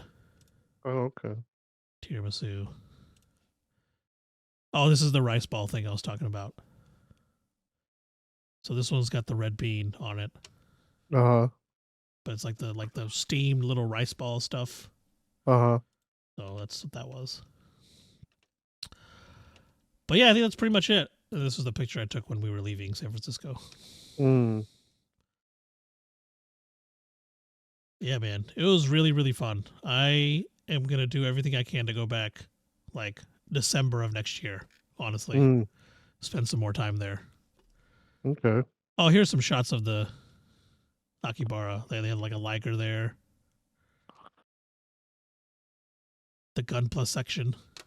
Oh, jeez. Yeah. There's more to the right. I just couldn't get it. There's like another 7 or 8 rows on the right over here of stuff. Yeah. Oh yeah, this is the escalators up to the video game section. Mm. I took a picture of that because I actually wanted to buy that thing, like here in the States. Okay. Oh, there's our hotel. Oh, okay. Or Tokyo one. Yeah, so like the Gundam is like right behind me, like in this picture, Oh, okay. It's like probably like 20 or 30 steps behind me. Dang. The only reason we couldn't see from our hotel is because there's a building blocking it. Oh, okay. But yeah, that was a trip. Everything was super clean, as expected. Very efficient. But yeah, like the freaking stations there, especially the big stations, are they're impressive. The amount of like stuff you could buy, like you walk into one area and it's just straight up food, like a whole floor of just food. Oh yeah. Like desserts, savory foods, sweet foods, like fruits, everything. It was everything I expected and more. It was pretty crazy. And then we did see. I think you sent me a couple of places for like car meets. Mm-hmm. So we didn't go to we didn't go to any of them, but we did pass while we were on the train. I think the lowrider meet was happening on one of the days. I saw that from the train, so that was kind of cool. But yeah, that was my trip. Oh, fantastic. Pretty fun trip. 100% going to go back. Spend some more time. I will say, yeah, we spent essentially 5 days there. That is not nearly enough. I think you need at least 10. Like, Tokyo itself could have been that whole week. Like, just Tokyo. Like, we didn't get to do much in Kyoto at all because we just didn't have time. But Tokyo itself could be 5 days alone. Yeah, it's a massive city, so Yeah, they have a bunch of shrines there you can see. So I say if you're going, and if you can, go for at least 2 weeks. So like a full 14 days. Because then you most likely spend at least 10 days going and looking at stuff. Because we essentially lost a day flying there. Flying back, you gain a couple. Because so we flew back. That was weird, the flight back. So we left from Osaka airport. We took like this. They have a train that goes to the airport in Osaka. So we got that train, got on it, went straight to the airport. And the airport was crazy, first of all. I think it was really weird. It felt very similar to the Vietnam airport. So I'm wondering if all Vietnam, South Korea, and the Cambodia airport, all the international airports felt the same. So I don't know if they have like some kind of standard layout or something, but they all like I thought like when we like entered the Osaka airport, I thought I was like back in Vietnam or something because the way it looks, the layout. Oh, okay. But the thing is, so they don't open the counters until 2 hours before the flight. So even if you get there 3 hours before, you're gonna have to wait. But I would recommend getting there at least 30 minutes to an hour before. That way you can like be at the front of the line when they open the line. Because you go check in. It took us an hour and 45 minutes to get through security. Okay. And it's because like it's because they have like 2 security checkpoints and a bunch of people are leaving. But what I will say this, if a flight has started to board or is about to start boarding, I think like 10 minutes before boarding time, they will come through the line with your flight number and airline on it, asking they'll be like shouting essentially, "Hey, is this your?" In Japanese, obviously, they'll be saying, "Hey, is this your flight?" And if it is, they'll take you to the front of the security line. So they're not going to just leave you there. So like if your flight is about to start boarding, they will come grab you essentially. So yeah, they come by. I saw several people do it. They'll come by and be like, "Oh, is this your flight?" Whatever, and someone will be like, "Oh yeah, it's my flight." And they'll like look at your boarding pass, and then they're like, "Okay, if you're good," they'll take you to the front of the line. So, yeah, the airport was pretty crazy. If you can, well, I guess it depends on how you're going to travel. If you're going to like stay in one spot or just go into 2 places, I wouldn't worry about packing so much. But if you're going to go to multiple places, like try and pack lighter. Okay. I don't know how much that helps. Maybe like bring 1 suitcase instead of 2 or something. Because unless you're going to take cabs everywhere, then I wouldn't worry. But if you're going to take the subway, like train, it's a lot easier to travel with less luggage. Yeah. So 1 is the seating. It's easier to find seating on the trains. And 2 is it just gets tiring if you're carrying a bunch of bags around.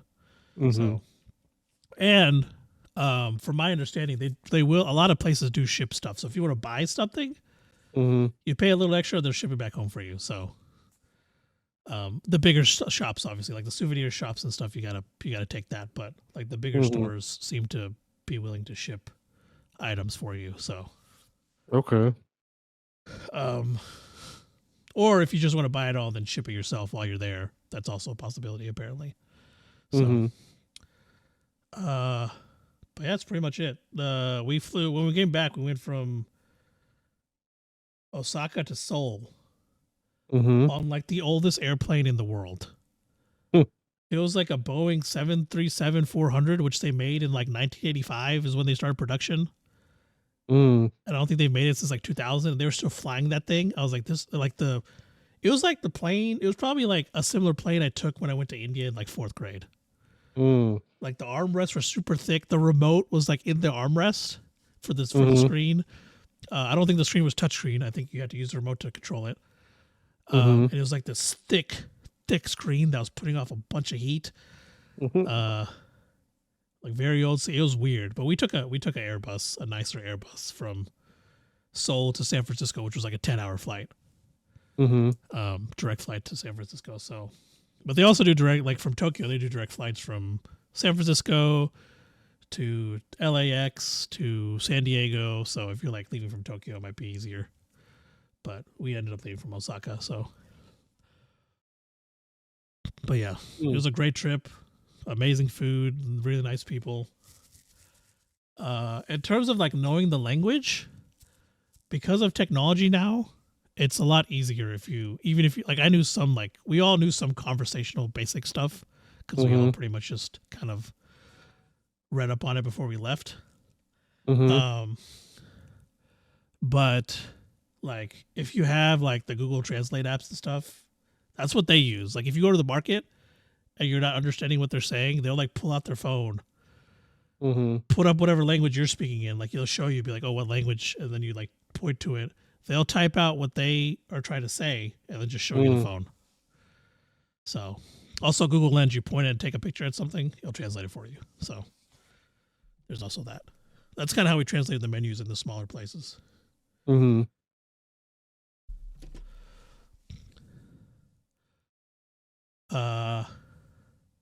But yeah, that's pretty much all I got for the trip. All in all, the trip cost, I guess, flight, hotel for 5 nights, flight to and from Japan, plus my flight to and from Oklahoma City. And then spending money on food, gifts, and pretty much just like trains and everything. I would say it was $3,300 per person. Damn. Yeah. So it's depending on how much you need to buy or how much you want to buy too. So yeah, a lot of my spending went to food. 4 to 5 probably. Yeah. If you want to buy like cooler stuff, I would say 4 to 5. But I just bought souvenirs. I didn't buy anything else really. Most of my money went to food. So, yeah. It's a great place. If you can visit, I would definitely go. Whatever if you're a person who likes Japan and like the culture and stuff there, it's probably gonna be more than you expected, like better than you expected.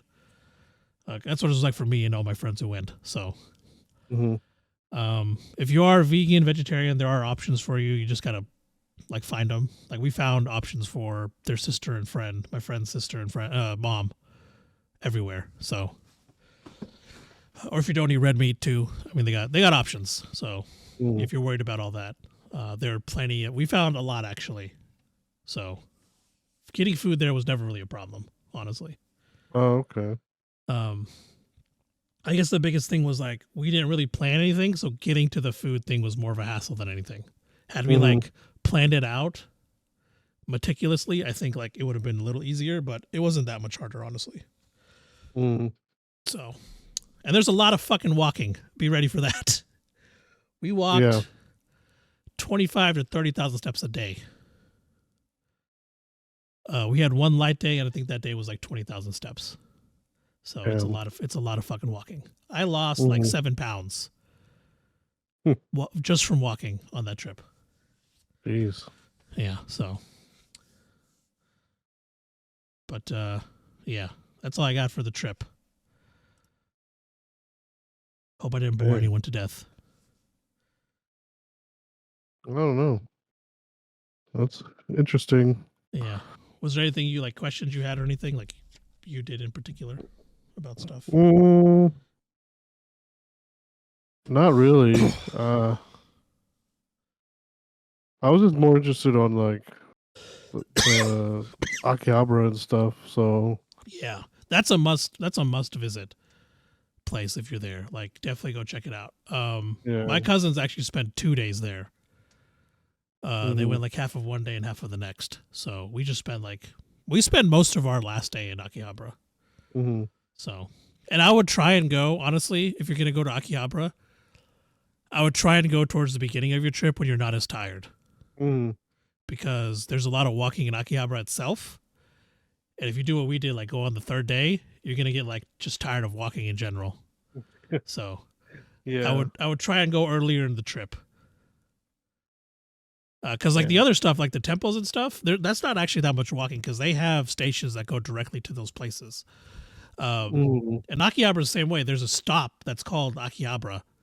Yeah. But like just walking in Akihabara itself is so much that you just get tired of it. So I would definitely go there towards the beginning of the trip. Like when I do go again, I'll probably go back like the first or second day I'm there. So because I didn't see everything I wanted to see when I was there, honestly. Because a lot of the stuff I'm interested in, like my friends are kind of interested in it, but like not like the friends I went with. So I didn't want to like, oh, let's go check out this, and like if they didn't want to, right? So we like kind of found stuff that we all mutually liked. Yeah. Which still worked out. There's a lot of stuff we a lot of similarities we have, but there's like other like more niche stuff that I wanted to go see that I didn't. Which is fine. I mean, I'm gonna go back there. So they have also that life-size Godzilla head too. Yeah, they have that to see, and then they have like this. I want to go next time. They have like this exhibit. Apparently, it's a really popular place. We just didn't get time to go visit it. Called Team Labs or something. Mm-hmm. Apparently, that place is really cool. So they were like booked up, so we couldn't get in, and we didn't have time. And there's just so many places to see there. It's just there's a lot of stuff to see there. Their sister ended up staying. Universal Japan as well. Yeah, our cousins went to Disney Japan one day in Tokyo. And their sister ended up staying another week so her boyfriend couldn't get off the week we went. So we went and saw all the stuff because he's been before. We went and saw most of the stuff he's seen. Oh, okay. And when he flew in, they went and saw the stuff that he hadn't seen. So okay. Yeah. Another thing I do want to do next time I go is they have the place that makes like the Japanese knives. I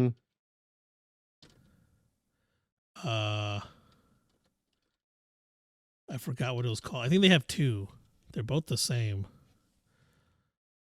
Let me find it. I think my friend texted it to me, but like I've gotten a lot more into cooking and stuff.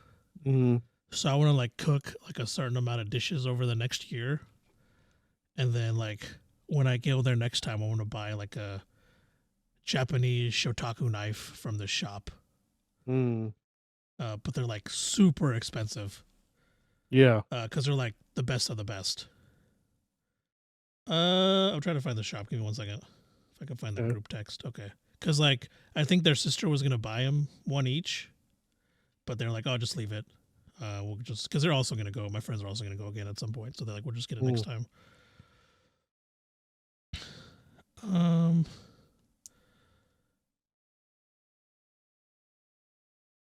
What is it?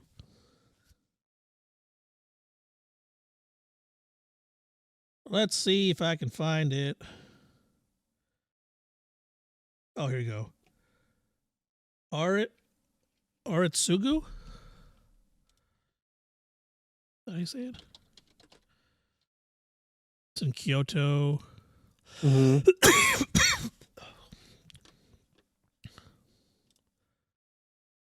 Is this it? I don't know if they have a knife, but it's or a website, but it's called the ARITSUGU.